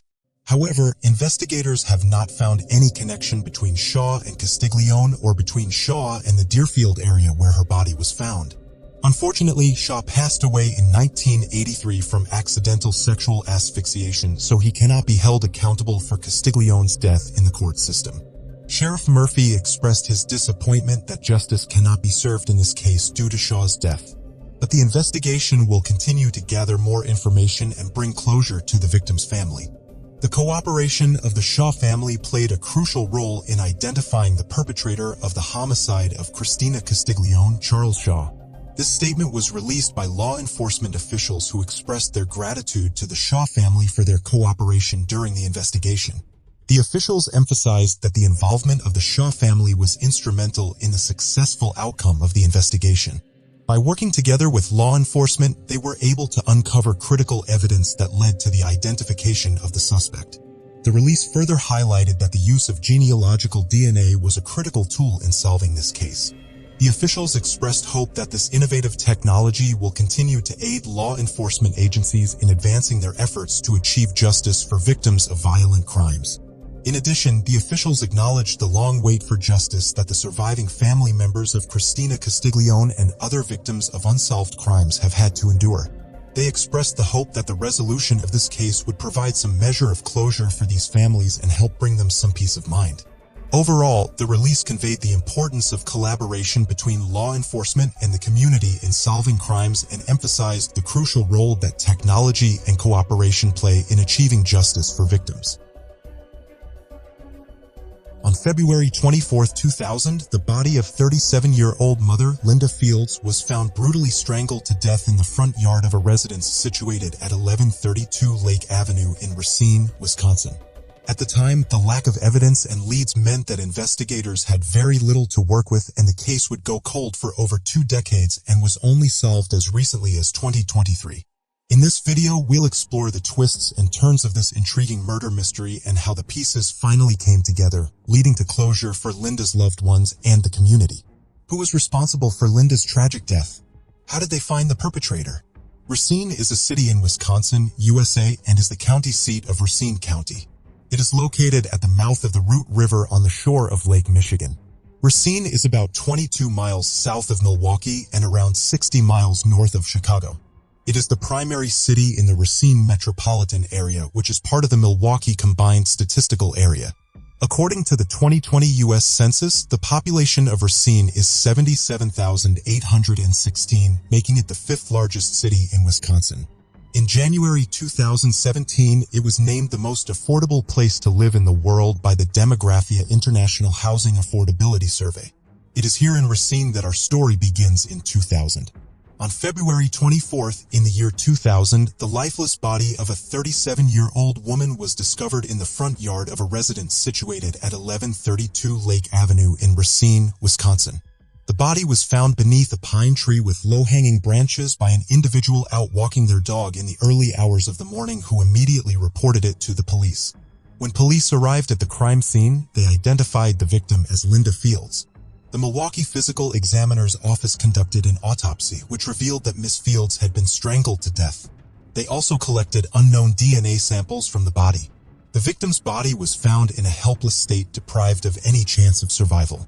Such a gruesome act of violence left a permanent mark on the memories of those involved and the surrounding community. In May 2001, Sharon Polakowski, the medical examiner on the case, authored a lab report on multiple DNA samples that were collected, which indicated that all samples came from a single unknown male contributor and were identical. Despite entering the DNA profile into the Casework Index of the Wisconsin DNA Databank, Wisconsin Convicted Felons Database, and National DNA Database, no match was found at the time. The lead investigator at the time, investigator Steve Mitch, interviewed numerous witnesses but was unable to make an arrest. In March 2005, as part of an ongoing negation, a decision was made to re-examine samples that had been previously collected but not yet analyzed. The hope was that these samples might yield new leads or information that could help move the investigation forward. After conducting further tests on these samples, it was discovered that one of them contained male DNA. This was an important discovery as it provided a potential clue about the perpetrator of the crime in question. Upon further analysis, it was determined that the male DNA profile found on the sample was identical to the DNA profiles that had been previously identified. This finding added weight to the existing evidence and suggested that the male individual in question had been involved in the crime. This discovery was a significant breakthrough in the investigation and provided investigators with a new avenue to pursue in their quest for justice. Although the case was reassigned in 2005 and then again in 2020, no significant progress was made until the DNA of 5 suspects was compared with the unknown male DNA, and all 5 were eventually eliminated as suspects. Despite extensive efforts to solve the case, the identity of the unknown male DNA contributor remained a mystery. Eventually, as time went on with no new leads to follow, the case went cold. During August of 2020, Chief Art Howell made the decision to reopen the investigation into the death of Linda Fields, which had remained unsolved for several years. The chief hoped that by re-examining the case with fresh eyes, new evidence or leads might be covered that could help to finally solve this long-standing mystery. Consequently, he instructed the investigations unit to prioritize the case and give it the attention it deserved. To carry out this renewed investigation, the task of reviewing the case was assigned to investigator Chris Blackmore in September 2020. Blackmore was selected for his extensive experience in the field of criminal investigations and his ability to analyze evidence and identify potential suspects. In order to further strengthen the team, he was also assisted by Special Agent Neil McGrath, who brought his own unique skills and expertise from the Wisconsin Department Justice Division of Criminal Investigations. Together, Investigator Blackmore and Special Agent McGrath worked tirelessly to comb through the existing evidence and follow up on any potential leads. They utilized the latest forensic technologies and conducted interviews with witnesses and persons of interest to gain a comprehensive understanding of the case. In April of 2021, Investigator Blackmore sought the assistance of several law enforcement professionals, including DCI Special Agent McGrath, FBI Agent Sarah Dimron, and DNA analyst Natalie Fisher of the State of Wisconsin Crime Lab. After analyzing the DNA evidence collected from the crime scene, Fisher determined that there was enough DNA extract to proceed with an investigative genetic genealogy (IgG) analysis. The Wisconsin Crime Lab also had the capability to move forward with the familial search analysis, which involves comparing the DNA sample to DNA profiles of family members in a database. In May of 2021, the DNA evidence was sent to AuthorRam, a company specializing in forensic DNA analysis. AuthorRam scientists use a technique called forensic-grade genome sequencing to produce a comprehensive genealogical profile from the DNA sample. The profile was then sent back to the FBI, where the genealogy team used it to conduct further genetic genealogy research. The process of genetic genealogy involves comparing the DNA profile to other profiles in public and private databases to identify potential relatives of the individual whose DNA was collected. This process can help law enforcement agencies identify suspects in criminal investigations by tracing their familial relationships. With the genealogical profile provided by AuthorRam, the FBI's genealogy team was able to advance the investigation and identify potential suspects in the case. In the course of an investigation led by Special Agent McGrath, it was discovered that a male person of interest had a brother and a father who was still alive. To advance the investigation, a plan was devised to obtain a DNA sample from the brother. FBI agent Mark Dring lent his expertise to the plan, which ultimately resulted in a DNA sample collected from the brother and submitted to the crime lab. The analysis of the DNA sample from the brother excluded him as a potential suspect in the case. Later, in December 2022, the focus of the investigation shifted towards the father. With the help of Lieutenant Paul Hayes of the Alabama Law Enforcement Agency State Bureau of Investigation, Special Agent McGrath was able to determine that the father was currently living in Birmingham, Alabama. A plan was being developed to collect DNA from the father when they discovered that he had recently traveled to Zion, Illinois, and was residing there.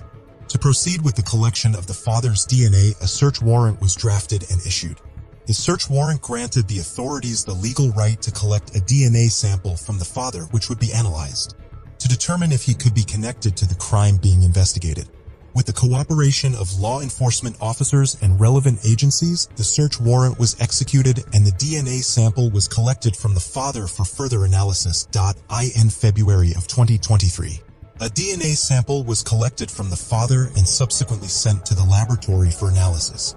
In early March of the same year, investigator Blackmore was informed by Polikovsky that the buccal swab from the father was a match to the DNA obtained from Linda Fields.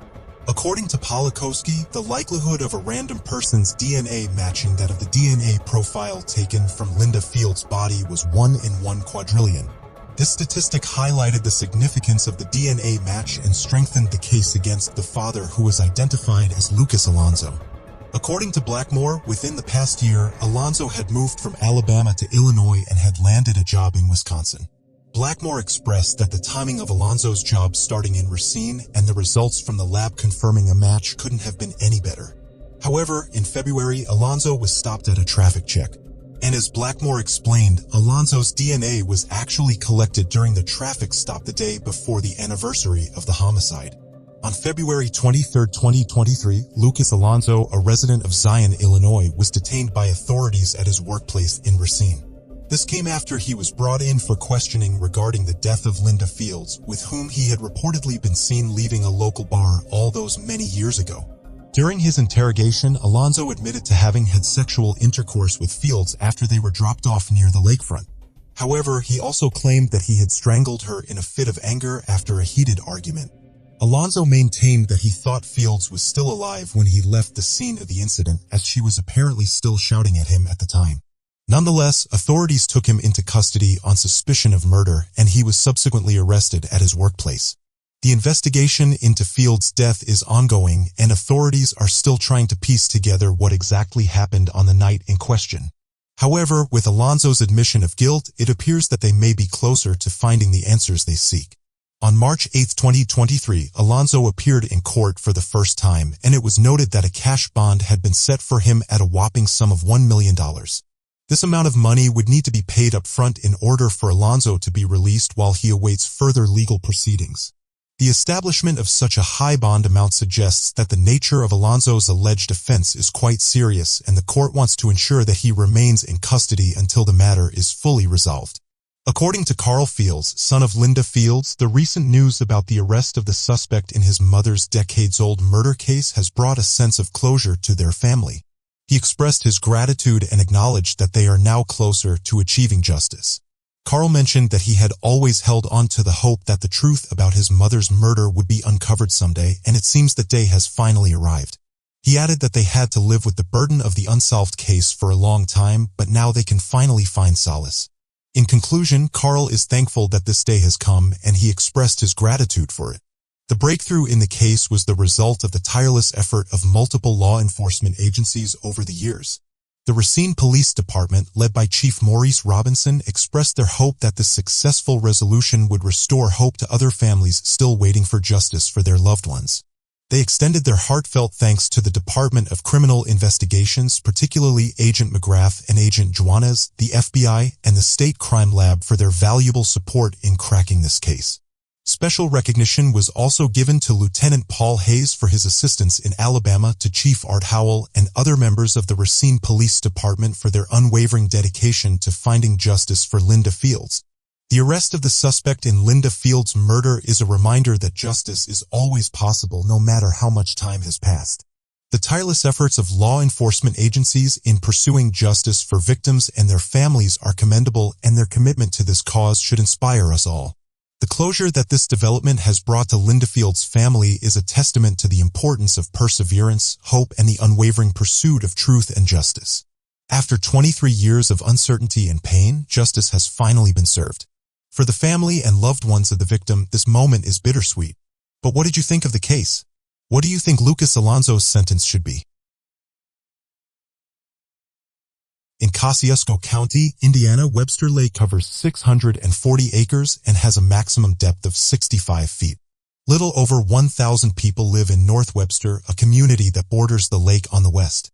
The lake is a well-liked location for sailing, boating, swimming, jet skiing, and simply unwinding on the beach during the summer. But it was here in the serene lakeside community that a horrific crime took place in 1975. In the small lake community of North Webster, a horrific crime took place on August 6, 1975, that has remained unmatched in severity to this day. The murder of a local teenager named Laurel Jean Mitchell left the community in shock. Despite the passage of time, the memory of this tragedy continued to linger in the minds of the people in North Webster.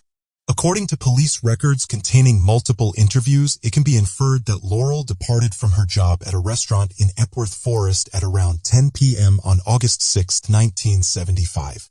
She began walking along Epworth Forest Drive towards Adventureland, an amusement park that was once prosperous.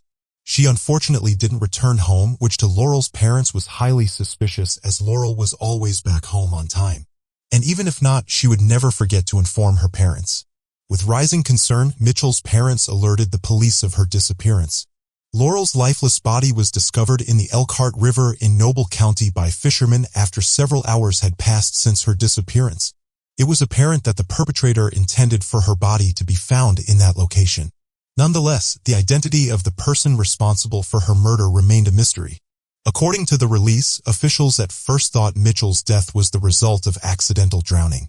An autopsy found Mitchell showed signs that she had fought for her life. The victim, Laurel Jean Mitchell, was the daughter of Richard Dick Mitchell, a well-known public figure in the community. Sadly, he passed away in 2012, never having received closure on what happened to his daughter. Laurel's mother, Wilma Mitchell, was involved in community service through the North Webster Food Pantry, but she too passed away last year without ever discovering the truth behind her daughter's brutal murder. The Mitchell family was left to grapple with the unimaginable pain of not knowing who was responsible for such a heinous act. As days turned into weeks and weeks into months, the investigators devoted countless hours to piecing together the puzzle that was this case. However, despite their best efforts, they were unable to identify the perpetrator or find any leads that could help solve the case. The investigation continued for years, with detectives working tirelessly to uncover the truth. The case was passed down from one investigator to another, and each one made a valiant effort to bring justice to the victim and her family. However, despite all their efforts, the case remained unsolved for 5 long decades. The family of the victim was left without any closure or answers, enduring immeasurable pain and suffering as they grappled with the loss of their loved one. They were haunted by the fact that her killer remained at large, roaming free, while their family member lay in a cold grave, robbed of her future. The Indiana State Police conducted a thorough investigation of Miss Mitchell's murder, which involved preserving all of her clothing and personal items for DNA testing purposes. These items included her shoes, sweatshirt, bra, underwear, and denim jeans. According to the affidavit, the investigation revealed that on the night of her disappearance, Miss Mitchell had planned to meet up with friends at Adventureland, a recreational facility located about half a mile away from the church camp in North Webster. At the beginning of the investigation, it was reported that a North Webster resident had informed the police that he heard what he believed to be the sound of someone slamming the trunk of a car, possibly an Oldsmobile. Additionally, investigators were informed by another resident that she had heard several voices say, "Let's get" or "Let's get her." The investigation into the murder of Miss Mitchell was characterized by intermittent progress over a period spanning from 2013 to 2019. Multiple witnesses came forward and provided information to the police regarding two men named Mr. Lehman and Mr. Bandy. According to these witnesses, these two men had allegedly confessed to being responsible for Miss Mitchell's death in the immediate aftermath of the murder. One of the witnesses who had gone on a date with Mr. Lehman recounted a conversation in which he had discussed his participation in a crime with Mr. Bandy. The details of this conversation were said to align with the anatomical findings that were reported in the autopsy of Miss Mitchell. These findings suggest that the two men had provided specific details that matched the physical evidence collected during the investigation. Despite this promising information, progress in the investigation remained inconsistent over the years. Captain Kevin Smith, a state police officer, had been working on the cold case of Miss Mitchell's murder for 20 years. According to him, the investigation faced similar challenges to other cold cases, with the passage of time making it increasingly difficult to gather reliable evidence. Witnesses who could have potentially provided crucial information have passed away, and the memories of those who remain have faded over time. All these have made it very challenging for the investigators, especially given the length of time that has elapsed since the crime was committed. Despite these difficulties, Captain Smith and his team had persisted in their efforts to bring justice to Miss Mitchell and her family. In 2019, Captain Smith sent some of Miss Mitchell's clothing to the state laboratory for DNA testing, and the results revealed a male DNA profile on the clothing. This finding led to the investigation of 3 additional potential suspects, but all of them were excluded as possible contributors to the DNA found on the clothing. According to police records, a suspect named Mr. Bandy drove a 1971 Oldsmobile at the time of Miss Mitchell's murder. Mr. Bandy has a previous criminal record. He had pleaded guilty to solicitation and contributing to the delinquency of a minor in 2001 and pleaded guilty to 2 counts of molestation in 2016, serving nearly 6 years. In 2023, the Indiana State Police collected a DNA sample from Mr. Bandy and sent it to the state laboratory for testing. On January 13, 2023, the lab confirmed that Mr. Bandy's DNA was a more likely match to the DNA found on Miss Mitchell's clothing than any other person. However, there is no mention in the affidavit about any DNA match to Mr. Lehman. While the Indiana State Police did not provide details about the techniques used to solve Miss Mitchell's murder, Ashley Hall, the director of the Forensic Science graduate program at the University of California, Davis, commented that the method appeared to be a standard genetic identification technology used in crime labs known as STR, or short tandem repeat. STR analysis is a DNA profiling technique that compares the number of repeats of specific sequences of DNA in a sample. It is a common method used in forensic investigations to identify suspects by analyzing biological evidence such as blood or saliva found at a crime scene. The technique can also be used to establish relationships between individuals or to identify human remains. STR analysis can be performed using various instruments, including capillary electrophoresis and polymerase chain reaction. The resulting DNA profile can be compared to profiles in a DNA database or used to exclude suspects from the investigation. Overall, STR analysis is a powerful tool for forensic investigations, and its application has contributed to solving numerous criminal cases. According to Dr. Hall, the technology is being developed to become increasingly sensitive and is capable of detecting smaller amounts of DNA than before. He also mentioned that they are now able to pick up much more DNA than they previously could. Dr. Hall stated that Miss Mitchell's case serves as a good example of the power and evolution of DNA testing to aid in criminal investigations. Coming back to 2023, the two individuals were connected to the victim by DNA evidence according to the investigators after nearly 50 years and technological improvements. The Indiana State Police Laboratory Division was essential in the case, according to Captain Kevin Smith of the State Police, who said during a news conference on February 7, 2023, that science finally delivered us the proof we needed. According to a press release, Bandy and Lehman were arrested without any resistance from their respective homes on the morning of February 6, 2023. They have each been charged with one count of murder and are currently being held in the Noble County Jail without the possibility of bond. During a recent press conference, Sheriff Smith expressed his gratitude towards the media for their coverage, which helped gather valuable information from the citizens.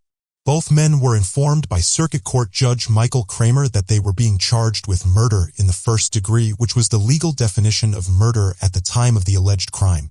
The guideline penalty for a murder conviction in Indiana is 55 years in prison, with a range of sentences of 45 to 65 years. Yet because the offenses were committed in 1975, both individuals might receive the maximum punishment at the time, which was a life sentence. Captain Smith contacted Ms. Nicely and her brother, Bruce Mitchell, to inform them of the arrest of two men in connection with their sister's murder. Although taken aback by the news, Miss Kinsley's predominant emotion was a sense of regret that her parents who had passed away were not alive to witness this development. She expressed that despite the passage of 47 long years, the news made it feel like the event had happened only yesterday. The shock of the event was still fresh in her mind. The news of the arrest brought a renewed sense of pain and trauma to the surface. In an account given to the New York Times, Miss Nisley, the younger sister of Miss Mitchell, recounted that at the age of 12, she had to endure the horrific experience of losing her sister. Prior to this tragedy, their childhood in North Webster was unremarkable, with a typical upbringing that many would relate to. According to her, it was a very small town where they felt safe and could come and go as they pleased during summers and never thought they'd experience something so traumatic like this. Miss Nisley, who is now 60 years old, expressed her profound disappointment upon learning that someone as kind-hearted as Miss Mitchell was the victim of such a heinous crime. She believes that Miss Mitchell had the potential to make a significant positive impact on the world had she been allowed to live. Nevertheless, she is grateful that the perpetrator was finally apprehended and is grateful to those who came forward with information. Nicely expressed that they would always wonder how she would have turned out and how she missed prom, graduation, getting married, and having kids. Nicely also mentioned that they didn't have anyone to share all of those experiences with and help them grow up. Despite the arrest of the suspects, the investigation into the murder is far from over. As stated by Noble County Prosecutor Jim Morey, this arrest is just the beginning of the legal process and there is still much work to be done. The prosecution of these defendants is just starting, and the investigation into the crime will continue until justice is served. It is crucial to note that the arrest of Bandy and Lehman is a significant step towards finding the truth behind this heinous crime, but the judicial system will continue to work tirelessly to bring closure to the victim's family and friends. August 17, 1983 was an ordinary evening in Toronto, Ontario, and a family was setting up the dinner table awaiting Susan Tice, a 45-year-old mother of four. It was unlike Susan not to show up without sending any word. As hours passed and Susan didn't arrive, her family grew worried and sent her brother-in-law to check on her. When he arrived at Susan's house, he was shocked to his core when he discovered Susan's body in her bedroom, lying in a pool of blood. Around 4 months after Susan's death on a chilly night in December, Erin Gilmore's body was found in her apartment by her boyfriend, Anthony Monk. On December 20, 1983, Anthony was supposed to pick up his 22-year-old girlfriend for their date at around 9 p.m. after her shift at the clothing store she worked at. Anthony arrived a little late, around 9:20 p.m. He walked up to Erin's apartment and discovered her lifeless body wrapped up in a blanket. What really happened to Erin and Susan? Did Erin and Susan know each other? The police and the victims' families have had the same questions for the last 39 years. Welcome to Cold Case File, where we bring you the stories of notorious cold cases from history. Today, we will be looking at the cases of Susan Tyson, who finally got justice 39 years after their brutal murders with the help of genetic genealogy. But first, if you haven't subscribed to our channel, please hit the subscribe and like buttons. Now without any further ado, let's dive into the mystery. Toronto is the capital of the province of Ontario located in southeastern Canada. Apart from being the most populous city in Canada, it is also a multicultural city and is the country's commercial, financial, and trading center.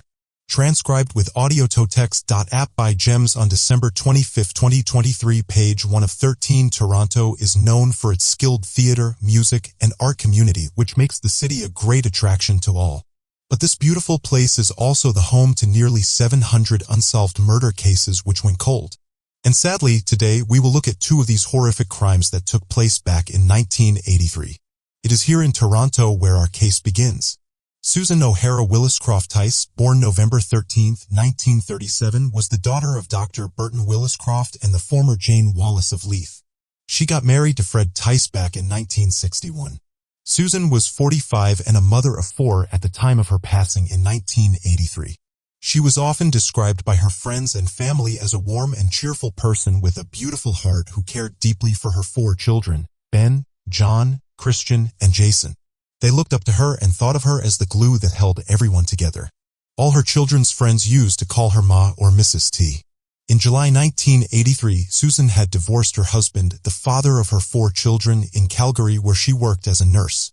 Soon after that, she decided to move to her hometown and made her way to Toronto. Susan started working here as a family therapist with the families of people with disadvantaged children. Susan and her daughter Christina were very close and shared a special bond, but little did they know that a tragedy was around the corner. It was a peaceful evening on August 17, 1983, and Susan's family was busy setting up the dinner table for a family gathering. Hours passed, but Susan didn't show up, which worried her family. They grew worried as Susan wasn't like this. She had never not shown up without informing them. They decided to wait for her, but when hours passed and there were still no signs of Susan, her family was convinced that something wasn't right. Susan's brother-in-law hopped in his car and drove to Susan's house on 341 Grace Street to make sure that everything was okay with her. As he reached there, the whole setting looked a bit unusual. There was unopened mail piled up and all the lights were off, which made it seem like nobody was home. He assumed Susan must not have been home but still knocked on the door. When nobody answered, he tried to look inside through windows, but it was too dark. He figured that something wasn't right and decided to enter through the back door. He found the door wide open. When he entered Susan's residence, she was nowhere to be found. Her brother-in-law kept looking for her, and suddenly the phone rang. He answered, and it was Christian, Susan's daughter, who was calling from her summer camp. Christian asked her uncle where her mother was, to which he didn't respond as he had finally found Susan in the upstairs bedroom. There she was, lying unresponsive in a pool of her own blood. Susan's brother-in-law immediately called up the authorities. The police arrived at Susan's residence and immediately got to work. After doing a thorough search in and around the residence, the police found no signs of forced entry. Susan had been sexually assaulted and stabbed multiple times in the chest. The murder weapon was nowhere to be found. The only witness was Susan's neighbor, who had a little bit of information for them. She said that she heard the screams of a woman 4 times around 1:30 a.m. and also heard someone walk by Susan's house. She didn't, however, think it was anything to call the police about. The only evidence that the police found was DNA obtained from the semen left at the crime scene. This was not enough for the police department to lead them to Susan's killer. The police had no leads or suspects. As there were no suspects in Susan's case, police started questioning everyone in Susan's family and work community to find out whether they knew something about the case. The investigator thought of Susan's ex-husband, Fred Tice, as a possible suspect, but upon finding out his whereabouts at the time the crime was committed, he was soon cleared. The police department was going around in circles. There were no new leads, no suspects or witnesses, and they always seemed to hit a dead end. With hopes of someone coming to them with some kind of information, the police department kept the case open. The detectives were looking for tiny clues or any bits of information which could lead them to Susan's killer. They waited and waited, but nothing came up. The media too covered the case, hoping that someone would show up with some kind of information, but were let down.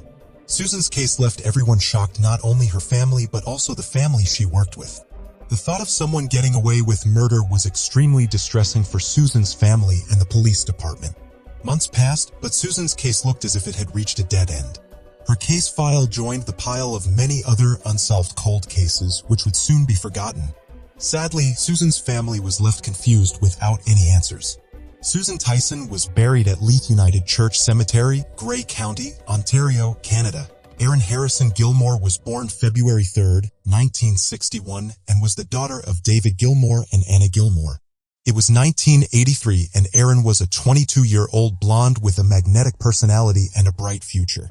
Her brothers, Sean and Caitlin McCowan, described her as an amazing friend to everyone around her and a natural beauty who was always full of life. She was a career-driven person who still never compromised about spending time with her family. Erin was a happy and intelligent girl. She dreamed of becoming a fashion designer one day and was working at a clothing store called Robin's Knits in 1983. The store was located right below her apartment at 27B on Hazelton Avenue. She worked there to gain experience in the industry and build on her experience as a designer and as a model. At the time, she was dating Anthony Monk, who was the son of Peter Monk, her father David Gilmore's business partner.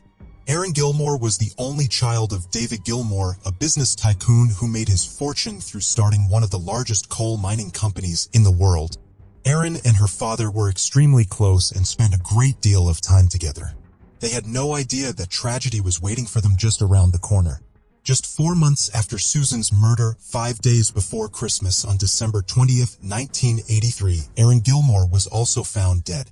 On the night of December 19th, 1983, Erin had called her two half-brothers Sean and Caitlin McCowan over for a sleepover at her apartment on Hazelton Avenue. This was like a ritual for all three of them, and both of the brothers enjoyed Erin's company. Christmas was around the corner, and everyone was excited about the festive season. They spent the night watching movies and eating popcorn before going to bed. The next morning, Erin dropped Caitlin home and Sean at the market as he had some shopping to do for Christmas. Little did he know that this was the last time he'd see his sister alive and well. After returning home, Erin began her shift at Robin's Knits and continued her day as any other. At the end of her shift around 9 p.m., she was supposed to close the store, meaning she'd be the last person there. Erin's boyfriend, Anthony Monk, had promised to pick her up from the store for their date at 9 p.m. But as he stopped to withdraw some cash from an ATM, he was about 20 minutes late. He was expecting Erin to be waiting for him outside the store, but when he reached there, he didn't see her. Anthony assumed that she had gone upstairs to get ready for their date. Anthony took the stairs leading to Erin's apartment. He found the main door open, which seemed odd to him. It was unlike Erin to be so careless, but he thought that maybe she had left the door open for him. As Anthony walked in and looked around, he couldn't find Erin. He called out her name multiple times, but Erin didn't respond. Anthony opened the door to the bedroom. She wasn't there either, but there was a blanket rolled up right in the middle of the bed. Anthony walked towards it and pulled on the edges of the blanket, fearing the worst, and his worst fears were confirmed. There was Erin wrapped up in a blanket, not responding. Anthony didn't understand what had happened until he saw the blood spreading out on the bed from under the blanket. Anthony was terrified and without wasting a second called up the police.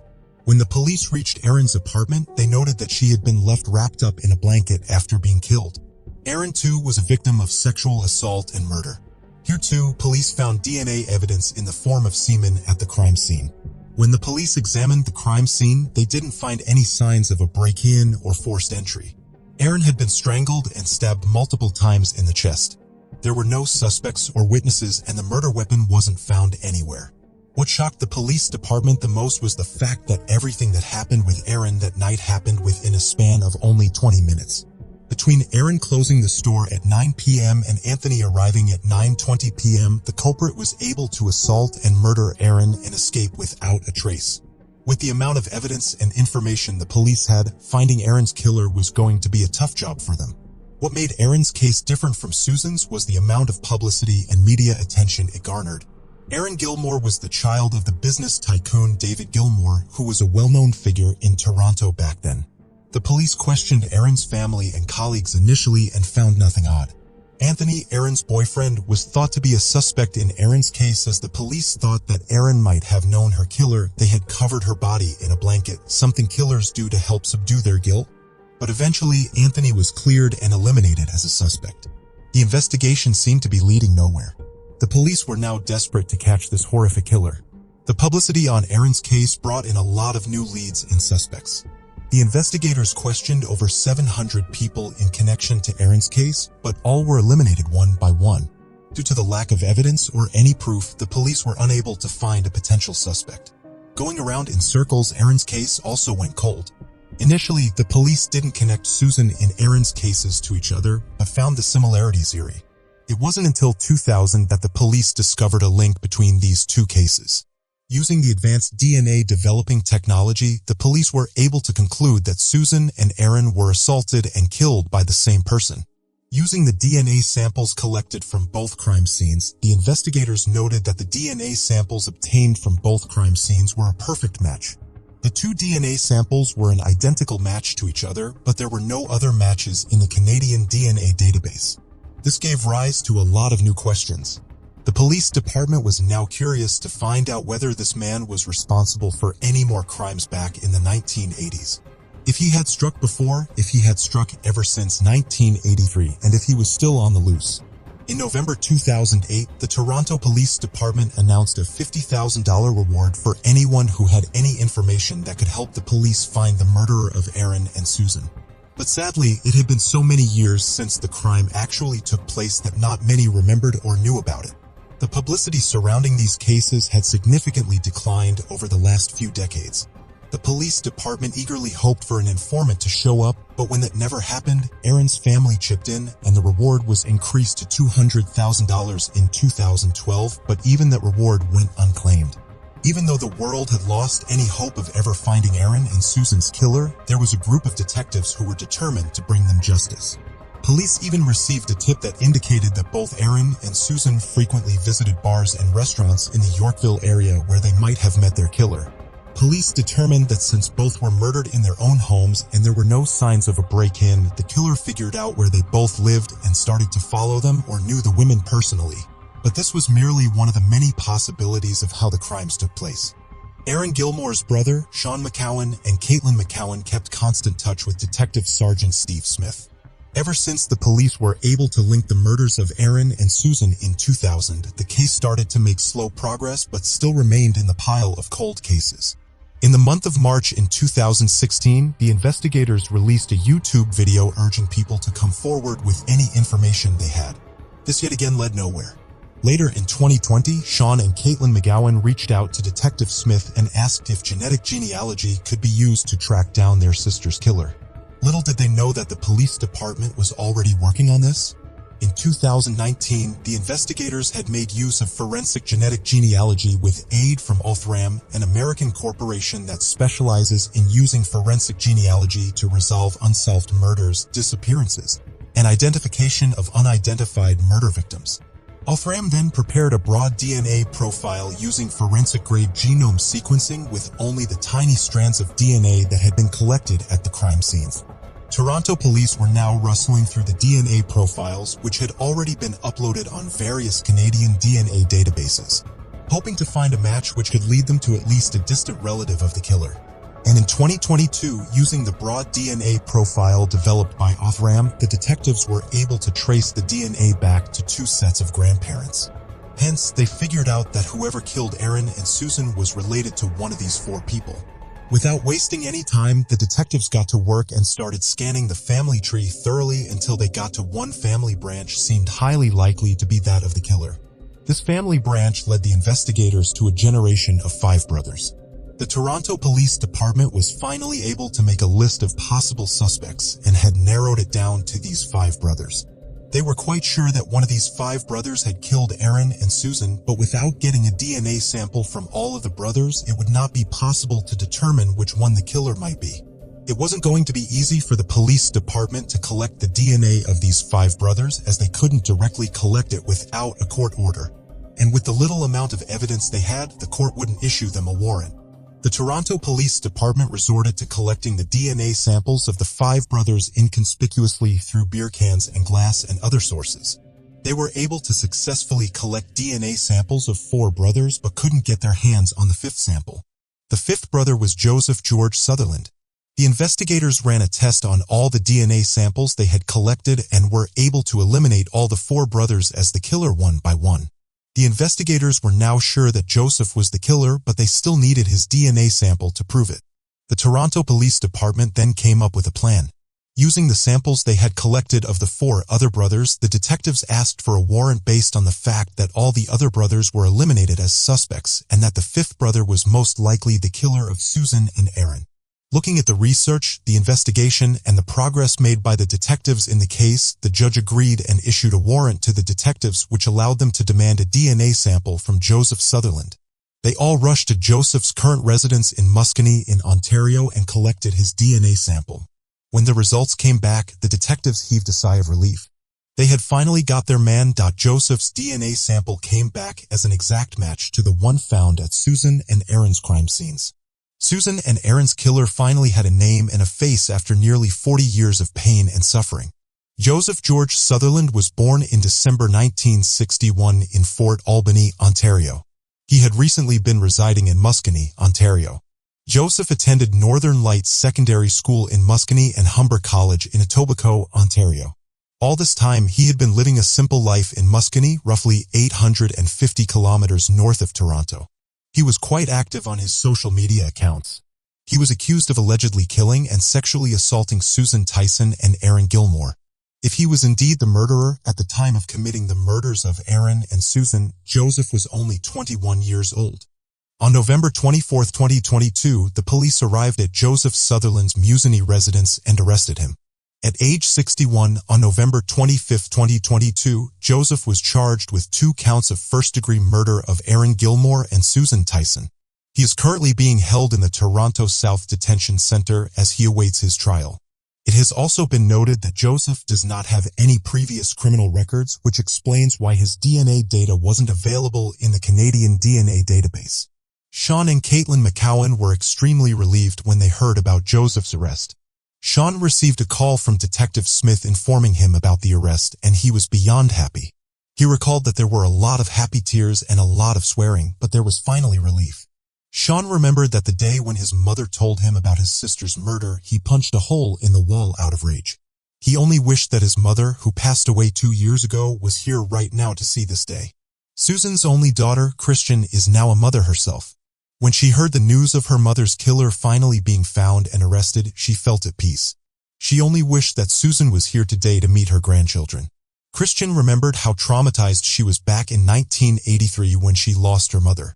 She would often go to her mother's house and walk up and down the stairs, trying to figure out what exactly had happened. Even today, out of fear, Christian sleeps with a baseball bat in the corner of her room as she is concerned for her safety. But all that had finally come to an end.